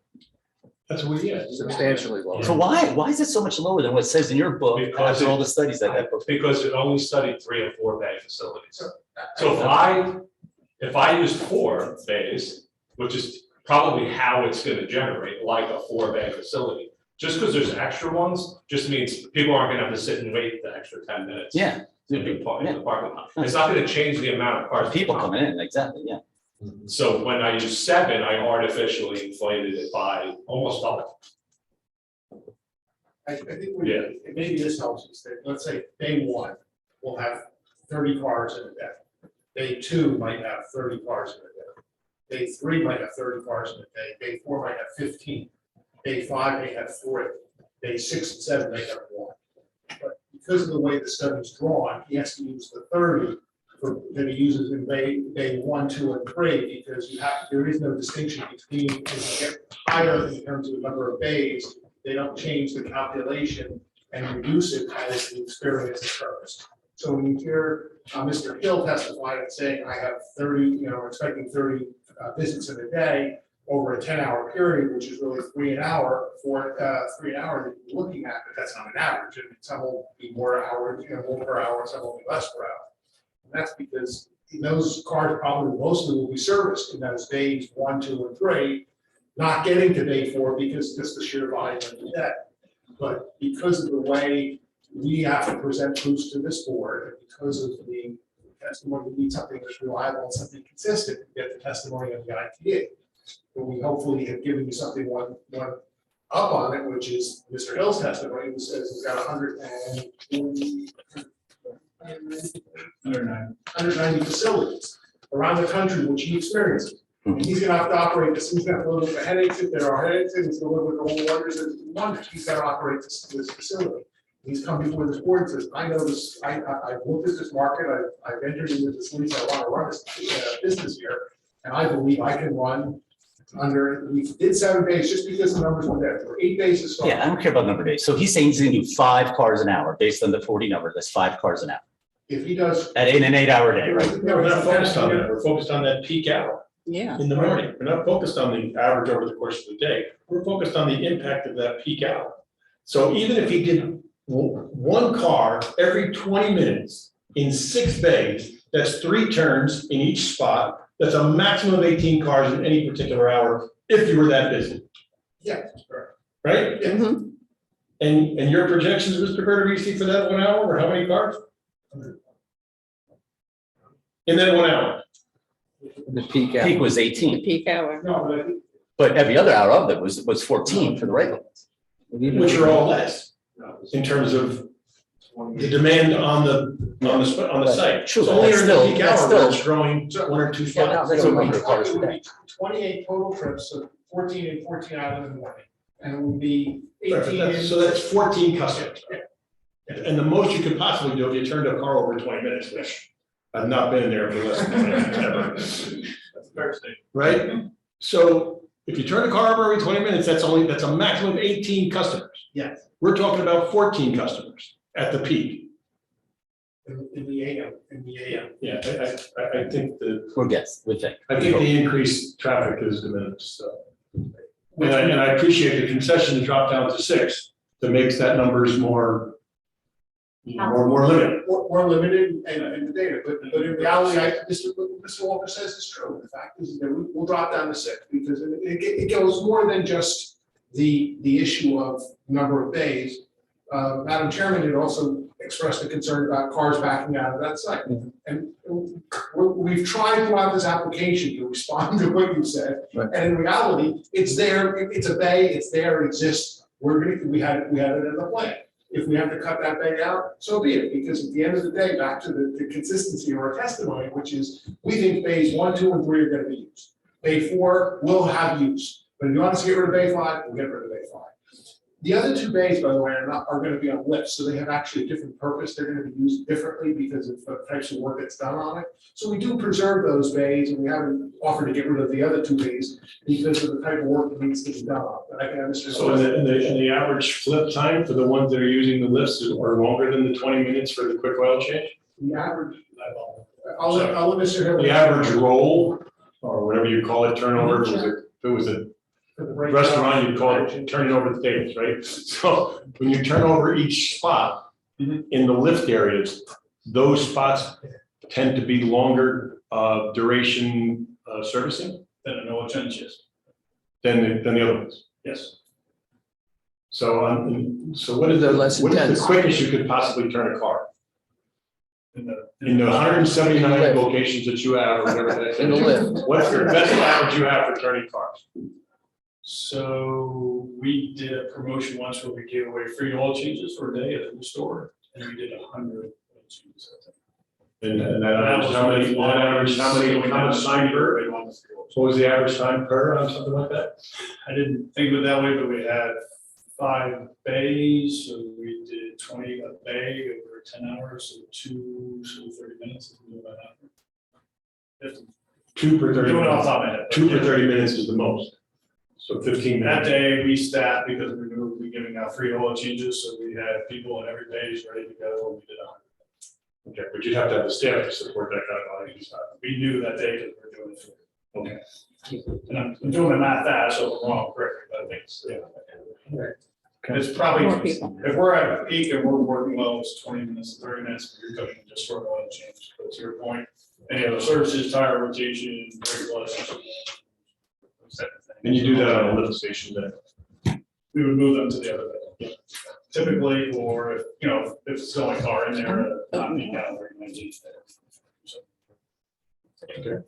I appreciate the giving up that last bay. That's, I don't really like backing the car out. to be honest with that you, backing up, but because that's a traffic lane there. Yeah. I agree with especially you. I for didn't Dunkin' like that, Donuts and all. honestly. It was So I would existing, so appreciate was gonna that. Take it, but I didn't like it. So I don't have any issue there. And I think it's a fair statement that 6 bays, those bays 5, 6, if you want to call them.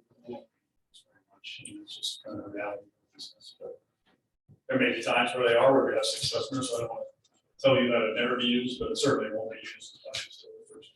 I have one more question for you while you're up there. In terms of operation, I'm assuming you have a manager on site all the time and someone who's trained or goes to some kind of Jiffy Lube school? Yeah, so we have a Jiffy Lube University, so all 10 folks are trained to that. We have a general manager, store manager at every store, and then we have a district manager who oversees 4 to 6 stores, depending on the geography. So there'll always be someone on site that can Correct. oversee things. Yes. We ready to draft a Yes. resolution? Think so. Tom, you ready? Yes, hold on. So can I just get, which bay is being eliminated? So that would be day 5. Let's talk about your backup. Backside, Backside, it would be the backside, it would be on the western side setback. western side center. Yes.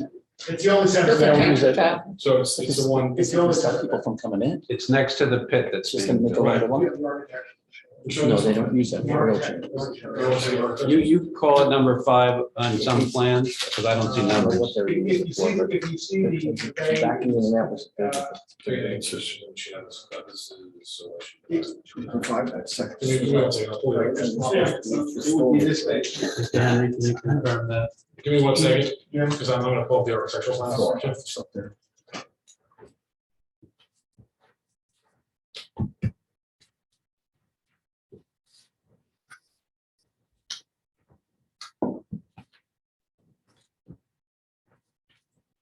Have Jeopardy music we can play. David, does Jeopardy even use Jeopardy music anymore? I don't know the architectural plans. I can download it. It's up there. But Jim, this is the bay here. Yeah. This would be the. Right, that would be the bay that we. That would be the bay here, because if you can't drive through here, that was. Right. What the concern was raised, we couldn't drive through. So if we eliminate this bay, we would then have 2 bays here. As you can see, these are, this is actually a, These would be the three pull through. One of them would not have the lift on them. So this one that will not be a bay any longer, won't have a lift at all, right? Right. And what about the door that goes to the back? Will that be permanently removed? Will it be, You want to leave it to get materials. okay, And just to so, make it look beautiful. but it will never be used for doing any service on cars? That- No pit, no condition of lift. approval. Yeah. No pit, no lift, no service of cars on that. And our There will be no- enforcement ability on that is 0, right? Not really. No, The that's zoning officer can inspect it there. Get a coffee, go to coffee and give them a summons. Hopefully not a free You coffee. have to, No, I, can I tell you, but I mean, the issue for me honestly is, for me, it's more of a safety issue. I did not like personally, my employees pulling a car in and backing it out into traffic like that. That's, again, that's why our model is a pull-through model. I don't have any issue at all. I mean, that day frankly was a beta that probably has not been used much at all. It would have been our last choice of doing work to begin with, so I don't have any issue with that. That gives comfort to some of the folks who are concerned that. So if the board would entertain it. It's a motion to approve the E2 variance and the amended preliminary and final site plan for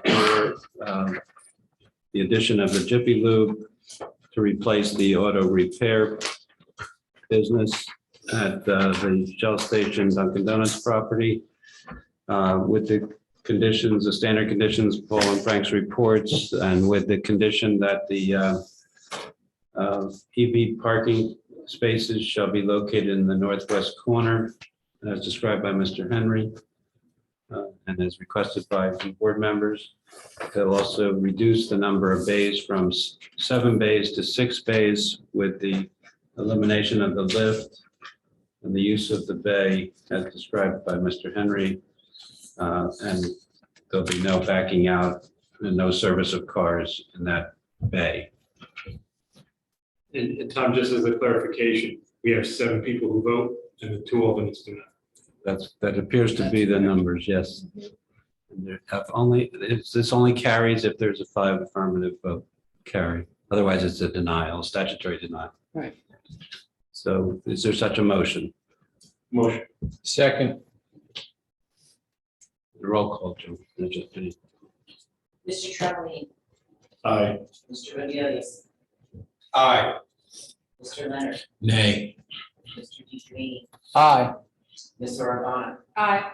Mr. Walter. no.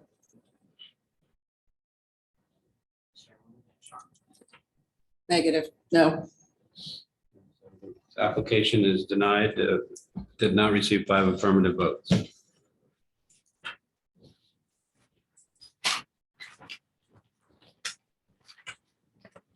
We thank the board for its time and.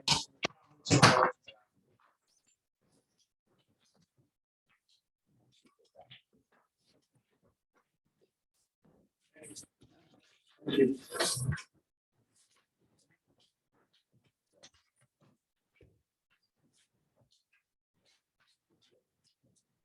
Gotta finish.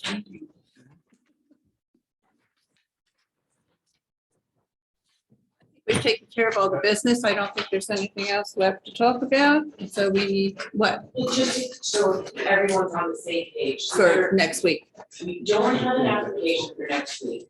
But because we still need to look at the amendment that will be made for the master plan, Tom, you can correct me whenever you want, for the rezoning of AT&T. We will hopefully be meeting as long as Frank has some information to give us. But since Frank just returned back from Spain, we're not really 100% sure, so I don't want to cancel the meeting now. And then he may be ready for us. Right. So we're going to assume that we have a meeting, and if at the last minute Frank just, doesn't have what we need to look at, I'll let you guys all know, but I think that's basically where we stand. There's no application, it would just be us revisiting the rezoning to the master plan that we'll be doing for the AT&T property, if that makes sense. Yes. So we're not hanging out 6:30 on Thursday night. Can you make that decision by Tuesday? I can make my decision now. I will not be available next Thursday. I would do by video. Said that should have So waited it's till Tuesday. Tuesday. I'm not in charge of that, Rich. If it were up to me today, I would have said, you don't have an application, I can't do this to these guys, but that's gonna be Frank and Larry, and I know they're all meeting tomorrow on Zoom to discuss maybe where Frank's at, maybe I'll know sooner. I'll let you I know. think we all would appreciate it if we had as much notice as possible. Understood, I'll put that in the minutes. Okay. I can do. Can we put that I space think in you the minutes, can, I think you can be certain that Larry clearly wants to discuss it, and he clearly wants to go over a possible ordinance with the permitted uses, the permitted accessory uses, and the prohibited uses. So he's ready to keep moving, wishes it would be sooner. Just so the board understands it. The process of rezoning is, if you remember, is much like the process we followed for the ORVMU. Another similar, an OR zone that you change by a master plan amendment. In that case, incredible amount of detail. But to change the master plan, which is your document, the Township Committee does not do the master plan. The planning board, the board sitting as a planning board does the master plan, and only the planning boards in New Jersey do the master plan. You would be amending that master plan if you decided to change the OR future land use map area of the AT&T property, perhaps to something that might be called, this name is not gonna roll off my tongue, Research Office Laboratory Development Zone, and to allow the uses that you talked about, but to make it clear what it is that you do want to allow in addition to offices at the AT&T property. That is a master plan amendment, a future land use map amendment. It might even be some verbiage that you have to do for that. That's a planning board document. That's local. That is just what you have to do locally. You have to have that document before you schedule a master plan public hearing. And so Janine and I need to have that, because if you notice for a master plan amendment, someone can ask, well, where is it for me to read? So they have to be able to see that at least 10 days before the public hearing on that. Theoretically, it's all doable quickly, but I always say on these things, never rush, because you just make mistakes. So I'm not aware of any rush here other than let's get it over with, but because you've worked on it so long and so hard, but let's get it right. So it's a master plan amendment with a future land use map amendment, a land use element amendment. That usually attaches a draft ordinance. There may or may not be a reexamination report with that, which you did one for the ORVMU district. These are very important documents. They're your documents, not the Township Committee documents. They recommend an ordinance to the Township Committee. Township Committee then has to decides whether to consider to introduce it. If they introduce it, they must refer it to you for master plan consistency review. which sounds like ping pong. It sort of is, but it's ping pong required by a statute, and we always follow statute. And the statute says, refer it to the board with a 35-day period. If they act within 35 days, they have to say whether they find it consistent or not inconsistent with the master plan. If you do amend the master plan to say that that's what that the ordinance that you recommended is now consistent, then you will certainly be saying it is consistent, and then the governing body can then have a second reading and adopt it. And when they adopt it, that's law. Your master plan is not law. So this process, you have to follow it. I think Larry would like to be moving that process right away next Thursday, as soon as possible, get to the master plan public hearing. And I think that's a legitimate goal. And I'm sure you're all kind of sick of this whole subject, so. It's been 5 years. Going on and on. But this is the brass tacks. This is what exactly do you recommend to the township committee, and what do they want to introduce and adopt? Because then there may be a site plan application that follows that. Okay, so good luck. So see you here next week. I think we better be here. We Based on can. Larry's perception. So. Would it be So possible? you're saying there's a strong likelihood that Frank will be prepared? I would think there would be. Yeah. I'm never gonna promise anything perfect, but There's a strong likelihood. and I know that there's a draft ordinance that is close, so just let's stay tuned. And even if you just talk about the draft ordinance, that helps you understand what it is that you would put in the master plan amendment, that would recommend that. He was working on it the whole time he was in Spain. Yeah. We know that. Frank was, I mean, Larry has been, and Paul have been working on it. All of us have been working No, on I it. know. And there's a lot of detail. Not to create more work for you, but you laid out a like step by step process, which is very long and convoluted for us to understand. Is it possible you could put it on a piece of paper for us Sure. and say step 1, step 2, step 3, and just give us an idea of what we have to go through? Because I would probably get to step 2 and forget what step 3 was, because you mentioned it not a bad idea. two meetings before or something. Janine has an email that's one page that does it. Janine, do you have that information? But even she wasn't sure. And she just did it. She just did it for ORVMU. You got it right. And you got it right. And you have to do a lot of detail on the notices, and there's a lot of work. Yeah. And so even though you don't have to do that, she does. And that's very careful work. So, and by the way, it doesn't just, it goes to all these different people, and no one really looks at these notices, but they have to go to so many people. It's amazing. And a defect in that means a defect in the master plan, which can mean a defect in the ordinance, which can mean what? Set aside an ordinance. Not good. That's a lot of moving parts. Yep. Okay. But yes, Lou, I will. Yes. Thank you. Snail's pace. The wheels turn. Okay, are we all done? Motion to adjourn? Motion to adjourn. Yep. Second. Good night, everybody. Good night. This meeting went longer. Do you want your papers? Yeah, next week, yeah.